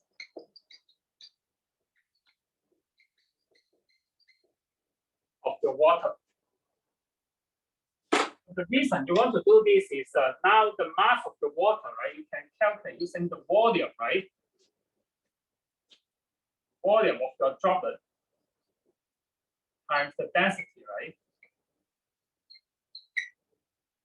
So the mass of the water, basically, you can, because you have a dilution solution, right? You have a water droplet. So this is the mass of the water. It's just the diameter of your droplet, right? The volume of your water droplets, and then you times the density of your water, right? So give you the mass, and then you just divide it by the molecular weight to give you the number of mole of your water molecule, right? So this is here. So then what we can do is I can substitute these, right, on this term to here, right? I can substitute this term into here. So let's say if I look at some of the term called beta,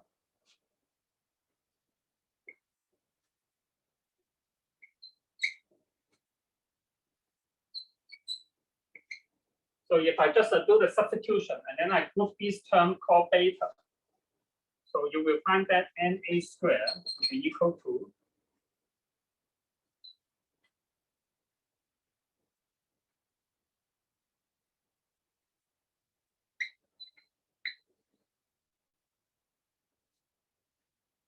so I just substitute this into this term here. I just regroup them. I set a beta is the Henry's law constant times the gas constant times the temperature, and then I have this term. So I just put the whole terms around here. Okay. So one thing is, so we can also solve this equation. If you look at this, so this is a quadratic equation, right? If I expand this equation.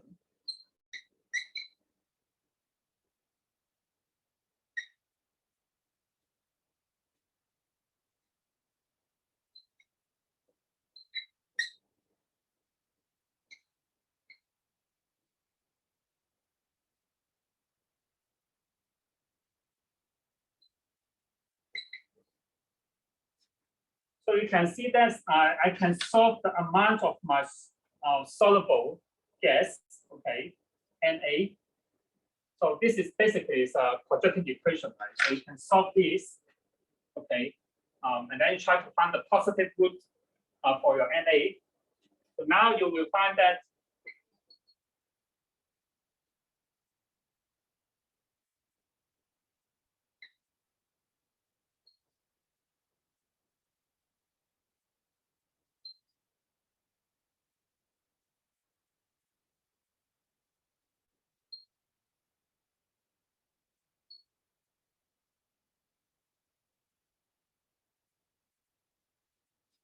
so now you can estimate or calculate the amount of your soluble gas Na, right, into your droplet.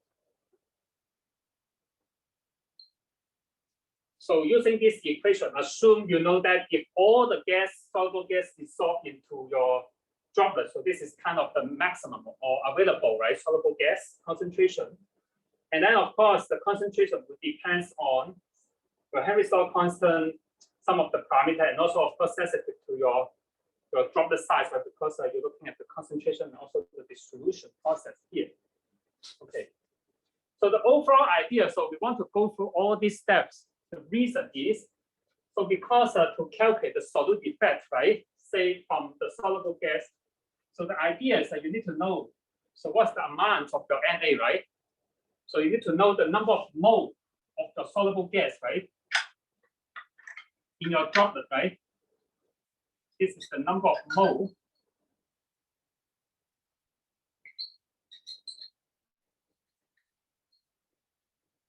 of the soluble gas, right?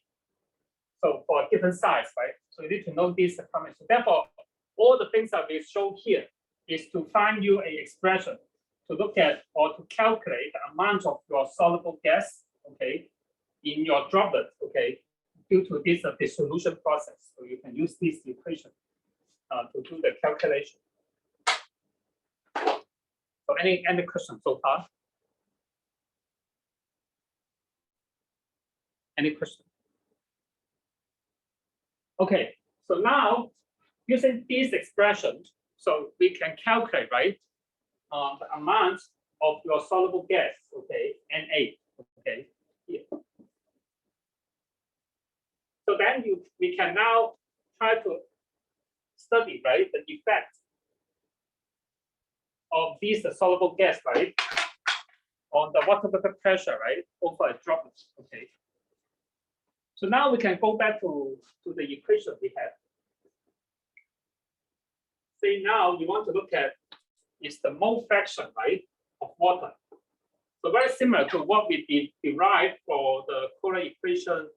So with the soluble materials, right, and also together with some insoluble materials. So we can also determine the mole fraction of the water, right?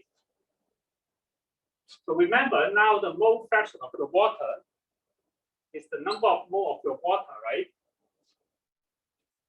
And then you will have the number of mole of water plus, so let's say you have some soluble materials, NS. So this is the soluble materials, for example, some sodium chloride, ammonium nitrate. So this is the dissociation coefficient, right? So it depends on the number of mole of iron, right? You dissociate from a molecule of your soluble. And then this is also VA, right? So now this is your soluble gas, right? The number of mole of your species, right, come from the soluble gas. And also if you have a dilute solution,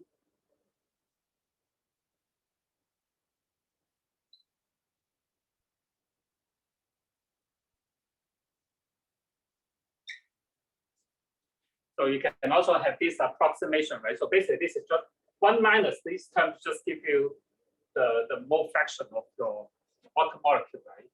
So because this is just your soluble materials, okay. Any question?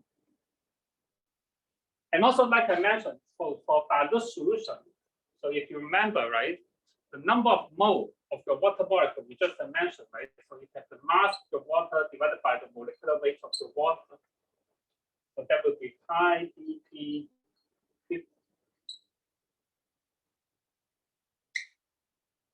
Right, so this term. So what you can do is that you can also substitute this to replace the number of mole of the water molecule in this expression. And then if you do this, so you will find that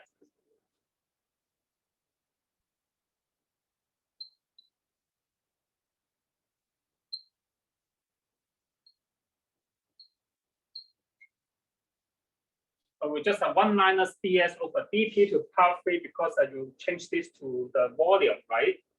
And then using the diameter of your droplet, okay?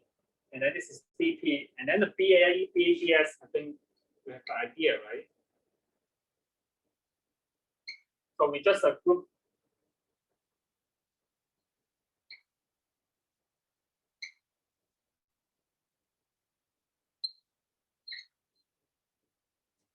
So we just group the constant together.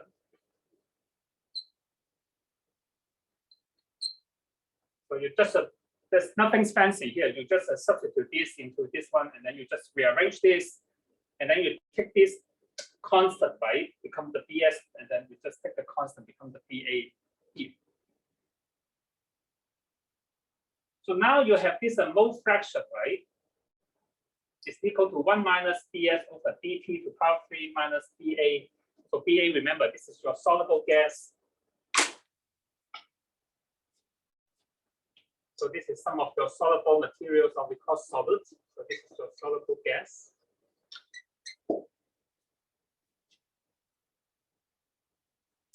And also the thing is, because we are talking about some dilute solution, so we can argue, right, that water activity will be close to 1, right? So we always make this argument, right? In this case. So therefore, you will find that your saturation, the ratio, right, of the water will be just equal to 1 minus .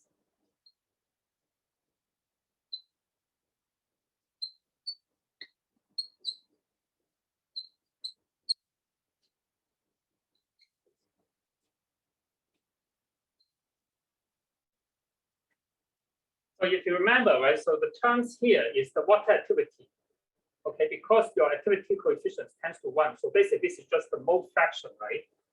So if you remember, this term is the mole fraction times the water activity, right, coefficient. So this tends to 1. So that's why this is just your mole fraction of your water, right? So this is just 1 minus ds divided by dp to power 3 minus the BA divided by the dp to power 3, right? So we have this term, and then this is more like to correct the Kelvin term, right?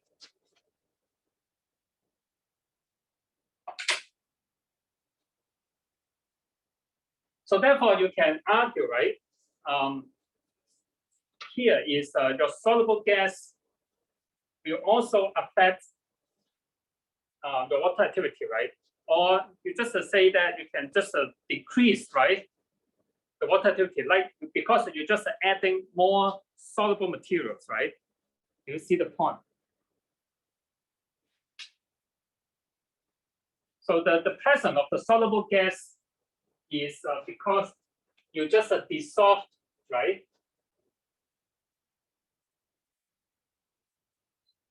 You just dissolve into your droplet, and then you just add, okay, to the amount of your soluble materials. So therefore, this will also lower your water activity. So that's why you see the term is that you also have a negative term, right?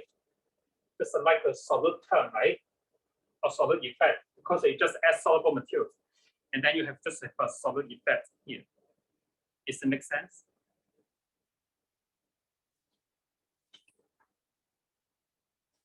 Any question? And also, the one thing, there's a two message here. One thing, the first important message, I think you have a better idea now, is if we have some soluble gas, right? So when they dissolve into the droplet, the message is then your soluble materials, right? The amount of your soluble material will increase. So now you know if your soluble material increase, that means your solid effect, right? So will increase. So these will, in general, help you to decrease your critical supersaturation. Okay, so basically the solution of your soluble gas just to increase your soluble material. So that means to enhance your solid effect, and then you lower your critical supersaturation, right? So I think this is okay. I think you somehow get this idea. And then you may ask why we go through all the steps, right? And then come up with this expression, right? So this tells you the amount of your solid, right? At a given size, right? At a given time, okay? In your droplet. So this is important. The reason is, so initially, because of, for example, you can consider a situation. So initially you have some, right, soluble gas, okay, in the gas phase. And then you have some water droplet come in, right? So now, of course, you know your soluble gas, some of the soluble gas will dissolve into your droplet. So what's the implication is, so now your vapor pressure, right, is not constant. So basically it means your soluble gas is being depleted from the air, right? So that means the amount of your soluble gas will decrease because some of the soluble gas is being dissolved into the cloud droplet. This is important because if this is an aerosol, so you can argue, so this solution may not affect the concentration in the gas phase significantly if this is an aerosol. But if you are talking about some cloud process here, cloud droplets, so you have lots of cloud droplets, you have lots of water. So you can, the point is, so that can be a significant amount of the soluble gas is being depleted in the gas phase. Okay, so therefore, their vapor pressure is not constant anymore when you have this water vapor, water droplet or cloud droplet, because most of your soluble gas will dissolve into your water droplet. Okay, so therefore their value is not constant. Okay, so this is important. So therefore, to consider this effect, right? Say some of your soluble gas will deplete, okay, in the gas. Okay, so therefore you need to calculate using this term. Okay, so you cannot just use a constant water vapor pressure to doing this, because the amount you go to your gas phase to the droplet, and then the concentration will depend on the amount of your droplet, right? And also depends on the droplet size, right? And the amount of the water. So you need to consider all these and then to calculate this, the amount of the soluble gas, and then this will eventually affect, right, your term here, and then to determine the solute effect. Does it make sense? So that's why the idea is, I think this is more easy to understand, but another important concept is because if there's some soluble gas around and then you have some water droplets come in, so remember, so a significant portion, right, of your soluble gas will be depleted, okay? So therefore, their vapor pressure is not constant. So this is important, okay, when you do your simulation. So you cannot assume the vapor pressure of the soluble gas is always constant, right? In this case, okay, so they will change with time. Does it make sense? So that's why you need to have this equation, okay, to calculate at least the partial vapor pressure or the amount of your soluble gas into the water droplet. So you need to use this equation. Is it clear? Because if you have just a constant vapor pressure, then the equation is very simple and straightforward. Okay, but this is not the case for cloud droplet or water droplet. Okay, so now I think we have some good discussion.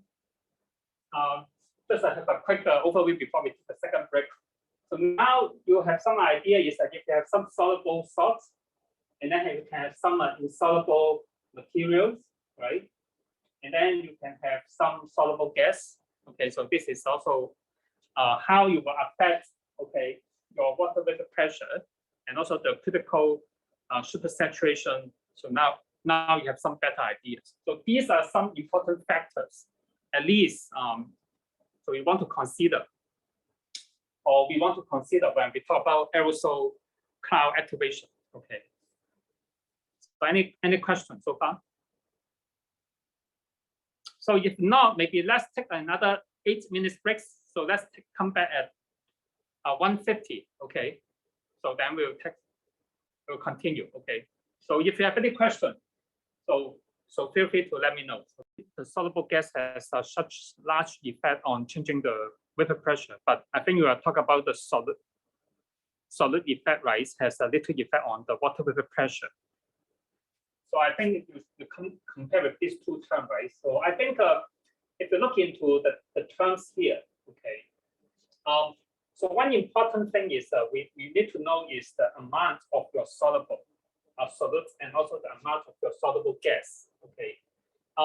So in that sense, I think you can also argue the soluble gas can have a significant effect. You're right. If you have a lot of Na, right?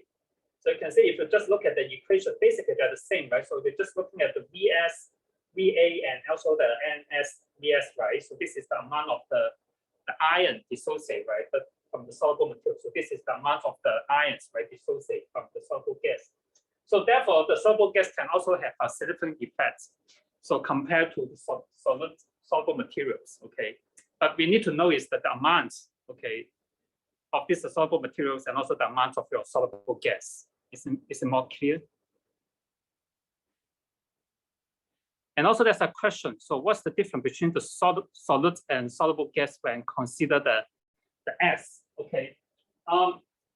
So basically you can say I say this is soluble materials, right? So because in general, I try to argue is that they just contribute to your dissolved ions, okay?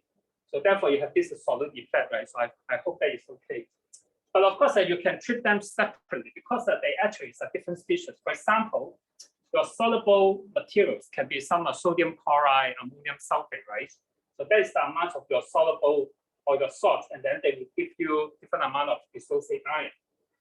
So soluble gas, okay. So remember, so this is the amount of the soluble gas, okay. And then this is the dissociate coefficient, right? So this will give you, but remember is this Na can be tricky, right, or challenging because it depends on whether we consider there's a depletion there. Okay, so therefore there's still two different terms. Okay, but of course, if once you know the amount of the soluble gas, right, dissolved into your droplet, right, so then you can just compare these two terms. Is this more clear?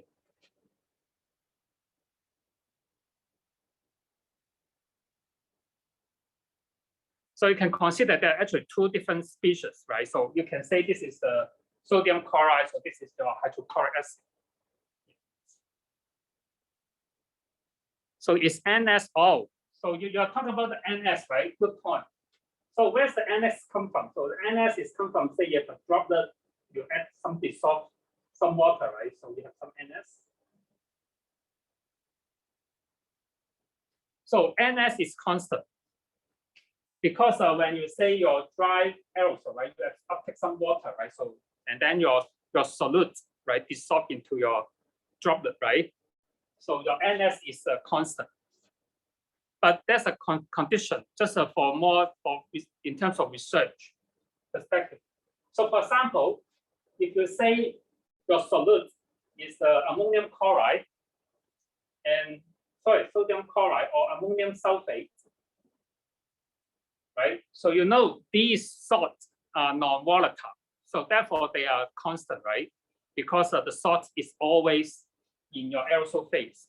But remember, some salts, if they are semi-volatile or they have a higher vapor pressure, so they may lose to the gas phase. But this is a more linked to more research. But if your salt, I would say if your salt is non-volatile, then you are right. The salt is constant. The NS is constant. Is it clear? Okay, good. Very good. So any other question about this?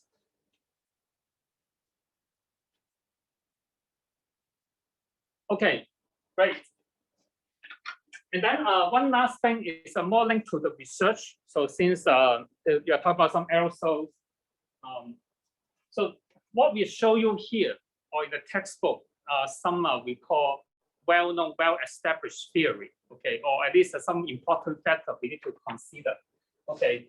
So, but for those in case you are interested to look at aerosol, okay, activation to form cloud droplet. So there's also some factor you want to consider.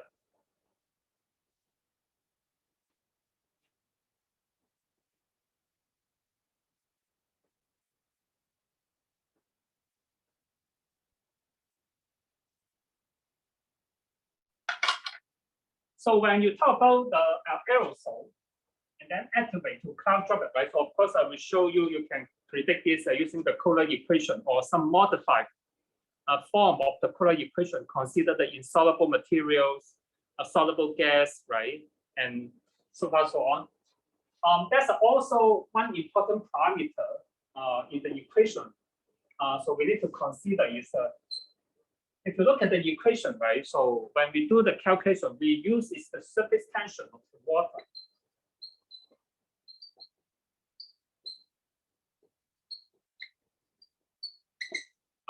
So when you do the calculation for the activation, so we use the surface tension of the water, right, for the dilute solution.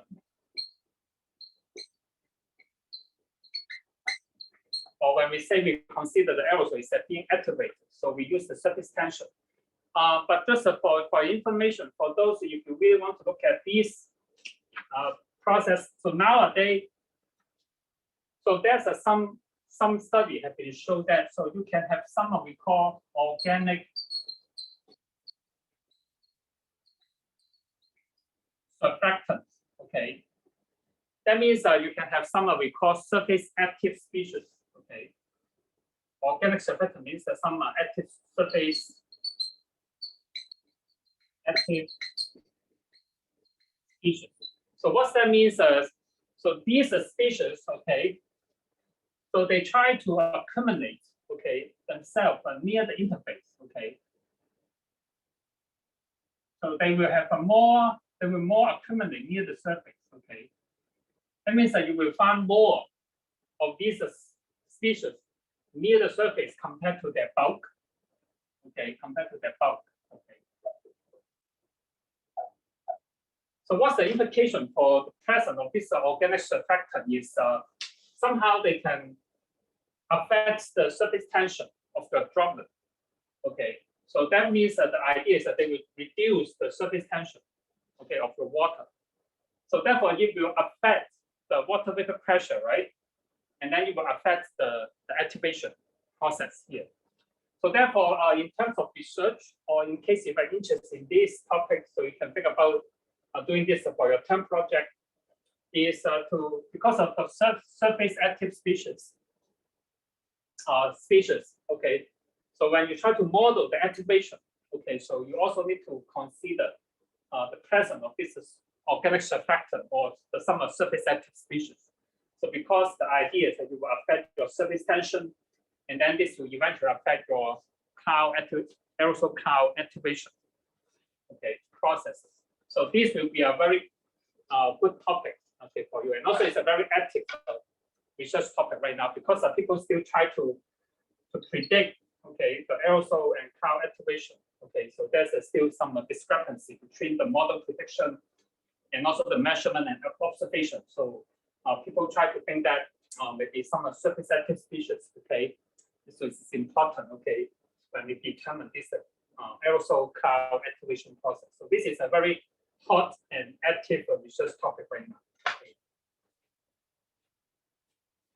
And also we want to cover one more topic is especially for those now you do the activation or prediction in your air quality model. Okay. So of course, I think for those who have some experience running the air quality model or some climate model, so you use a different parameterization, right, to do the activation process. But nowadays, so we know the aerosol, right? So you can have inorganic species, you can have organic species, and then have some insoluble materials, right? So how we can say to predict, right? These say the effect of this species on the aerosol cloud activation. Okay, especially if you want to run in some regional and air quality model. Okay, so how we're going to do this? Okay, or try to parameterize this process. Okay, so by doing this is because the idea is that nowadays in our field measurement, so we have some idea about their mass and some species.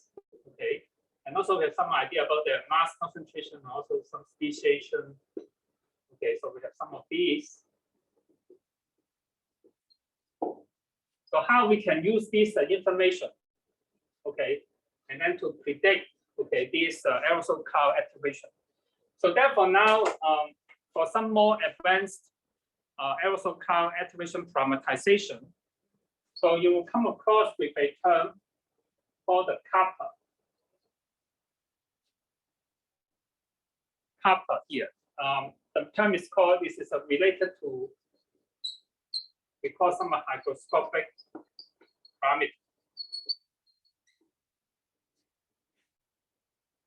So what they try to do now is they try to use this kappa, mean some hygroscopic parameter, and then try to predict the aerosol cloud activation energy. Okay, so therefore we should do some modeling nowadays. So you will see this kappa equation. And also, I think Silam, are you here? Yes.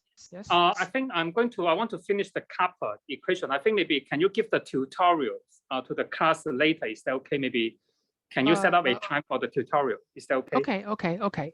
Fine. Okay. So thank you so much. Yeah, thanks. Okay, because originally the TA has prepared some slides talking about your homework assignment. Okay, so but I try to finish this kappa equation. Okay, for today's lecture. So he will give you, Silam will give you a tutorial. Okay, in the coming days. So Silam will make the announcement later to the class. Okay.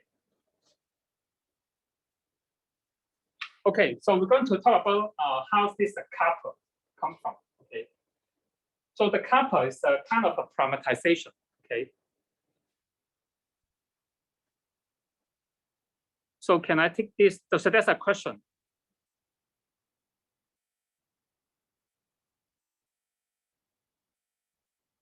Okay, so that's a question is, can we consider, say, when we discuss the soluble gas alone? Okay, can we discuss the soluble gas alone because it is a changing variable rather than the solutes that we discussed before? And then when should we consider it? And will it be more close to the actual situation when we consider the soluble influence? Okay, so there's a free question there. So you are right, I agree with you. Because given your soluble gas and your solute, okay, they're actually talk about two different species, very likely, right? And system. So you can consider it's a separate. So I agree with you. So that would be good. But of course, when we say that we consider them as a whole, means that we just look at they're very similar solute effects. So, but you are right. So you separate, consider separately. Okay, when should we consider this? So I think even every time when you do your modeling, so because you will always have your gas phase concentration, right? So you always know the concentration of your gas phase species. So if you really want to get a more accurate prediction, okay, so therefore I think I would encourage you always to consider this in your model simulation or calculation, given if you know your gas phase concentration. Okay, so that would be always good to consider this soluble gas effect. And will it be more closer to the actual environment? Of course, that would be more close to the realistic, okay, condition. Yes. So because you always want to consider the soluble gas effect. Yeah. Good. But I'm sure for your model, so for most of the air quality model, I assume they have been considered this kind of soluble gas dissolution, and then eventually, so how you affect the activation, they have been considered. Yeah. But I would suggest that you always want to consider this soluble gas effect. Good. Okay, so any other question before I move on? Okay, great. So now I just want to show you the concept, the idea about the copper. Okay, so most of like now they have more fancy or kind of the more updated version, but I want to show you so where did the original copper parameterization. So when they developed that to, I think it's around 2007, okay, when they introduced this copper parameter here. So in that case, when people talk about the copper, so they're also looking at like this saturation ratio. That means the water vapor pressure, right? Over a curved surface to a flat surface. So this is looking at the ratio related to your water activity. AW here means the water activity.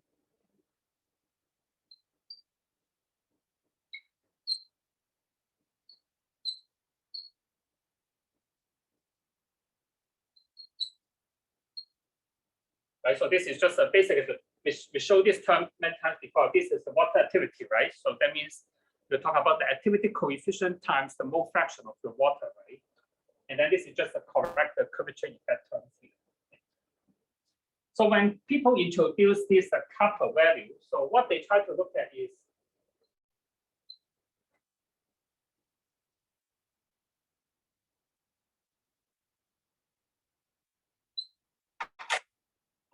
okay. So let me explain to you. So this is the water activity.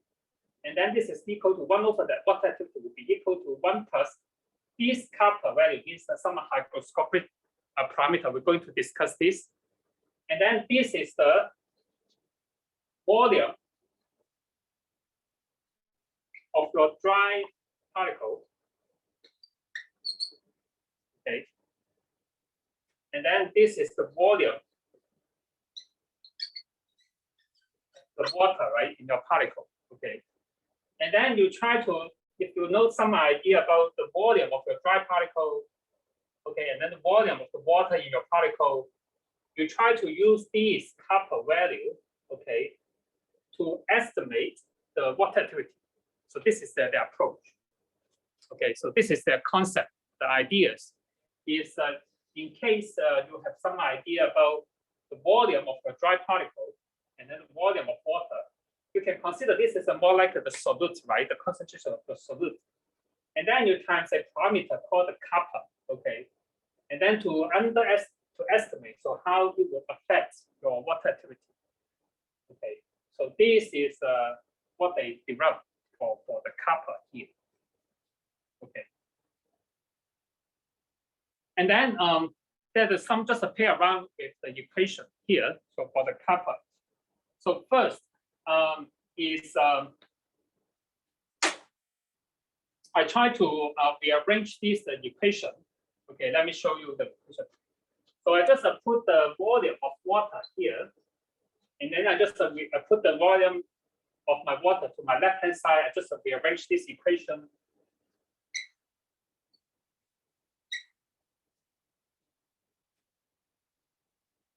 So don't worry, I'm going to explain this to you.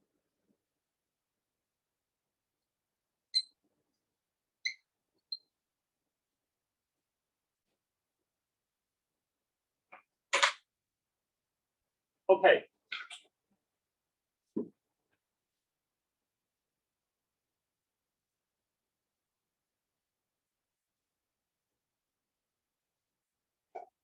So now what I'm doing is I just put the volume of my water, right, of the aerosol water on my left-hand side, and then I put all the terms here. Now, as you see, I have some summation terms, right? So I'm going to discuss this here. So first is when we look at this the volume of water, okay.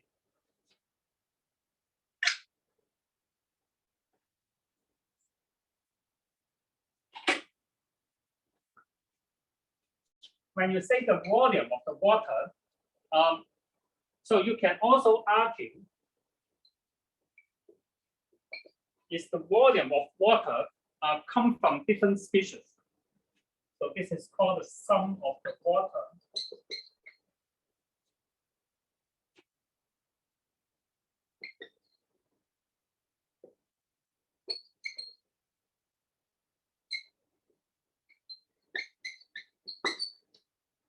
So the total amount of your water, okay, in your aerosol. So I can argue is the sum of the water, say due to individual species. So what's that mean? So for example, so if I have an aerosol, right? So I have a species A, B, and then have some water, right? Okay. So then at a given RH, I can say for A, okay, for one A molecule, I can have say 3 water molecules will absorb 3 water molecules. And then B, at this at different RH, let's say you can uptake 2 water molecules. So therefore, at this RH, okay, so what's the amount of the water will be just 3 plus 2 equal to 5 of the water molecule. So if I have 1A and 1B in my aerosol, okay, the amount of the water is just the sum of the water, okay, due to the individual species. Are you okay with this? So this is the argument. So therefore, this is a summation, okay, like this. Are you okay with this? So this is just the argument. And also, if I look at the total volume, so that means the total volume of my aerosol. So V total. So now this is the total volume. That means the volume of my aerosol. So of course, that will be just the volume of my water plus the volume of my solute, right? So just S means my solutes, right? So this is the water. So therefore, that will be equal to say the summation, right? So because the water is just come from the sum of the water due to individual species, right? And then I can also say the same things, right? Due to the volume, right, of an individual species, right? So this is the volume, say from the individual species. Okay. So now if I look at the dry component, okay, and then let's say I define a volume fraction.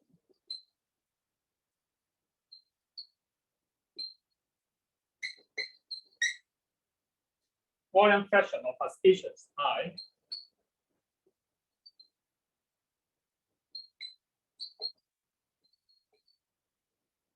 Volume fraction. So you can define this volume fraction is the volume of your species I divided by the total, right? So this is the volume fraction, right? Okay, sorry, volume fraction of your solute, right? Say for your dry component. Okay. So therefore, you can just rearrange this, the volume, right, of your solute. Okay. So we just your volume fraction, right, times the volume of your solute. Okay, so this is just nothing fancy here. Okay. So now if I have all this information here, so you can find that your volume of water, right, is just a Vt minus Vs. Okay. And then I can also have my substitution, right, for my Vs here. I can rearrange this Vs together with this Vsi. So what I can try to do now is I can substitute all this information into this term here, or you can substitute into this terms here. And then you will find that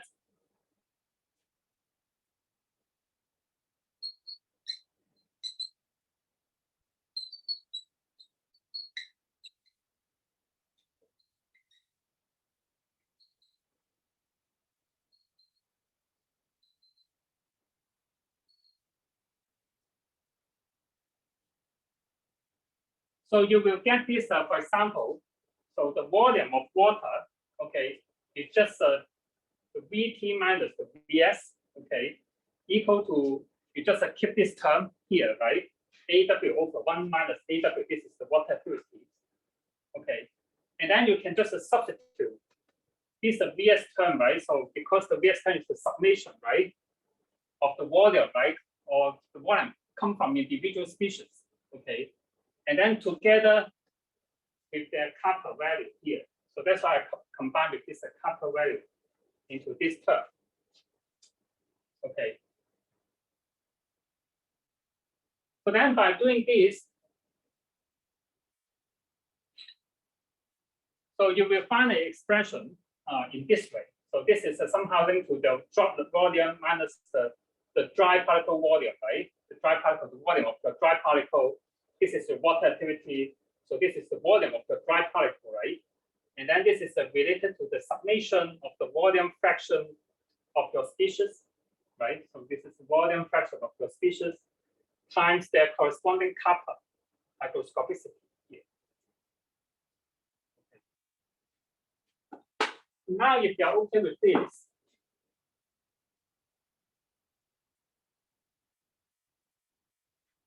they try to substitute this into some parameter we can measure. For example,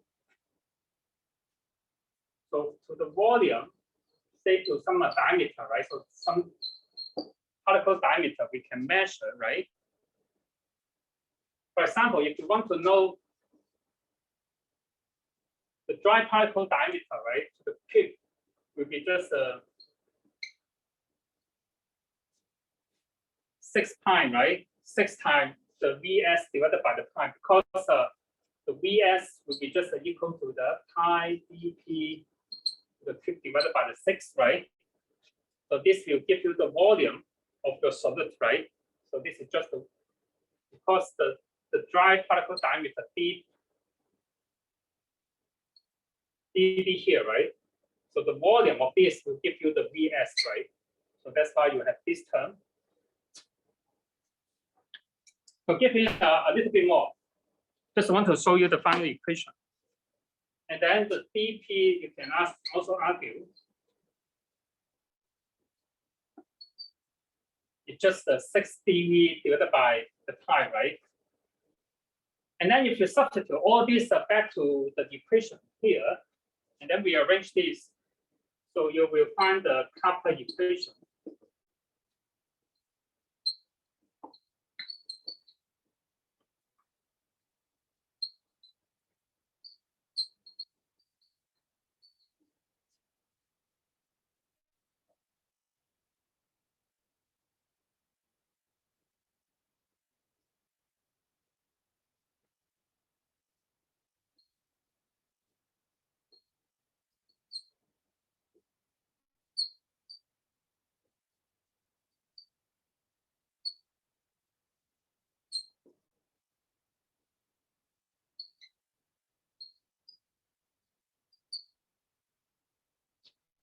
So this is the kappa equation, okay, to calculate the saturation ratio, okay, at a given particle diameter dp. And then if you know your dry particle diameter, and then know the volume fraction, that means basically some idea about the composition of the species and also their hygroscopicity parameter. So we're going to talk about this in the next lecture. So then you can using this equation to calculate the water vapor pressure. This is what we call the kappa equation. Okay. I'm sorry because I overrun a little bit here. So and then we're going to finish this kappa equation in our next lecture. Okay. So because of the time, I think I'm going to stop here for today's. And then the TA Silam, we're going to send you an email, and then he will tell you about the tutorial. Okay. So any question before we leave? Okay, if not, then I will see you next week. Okay.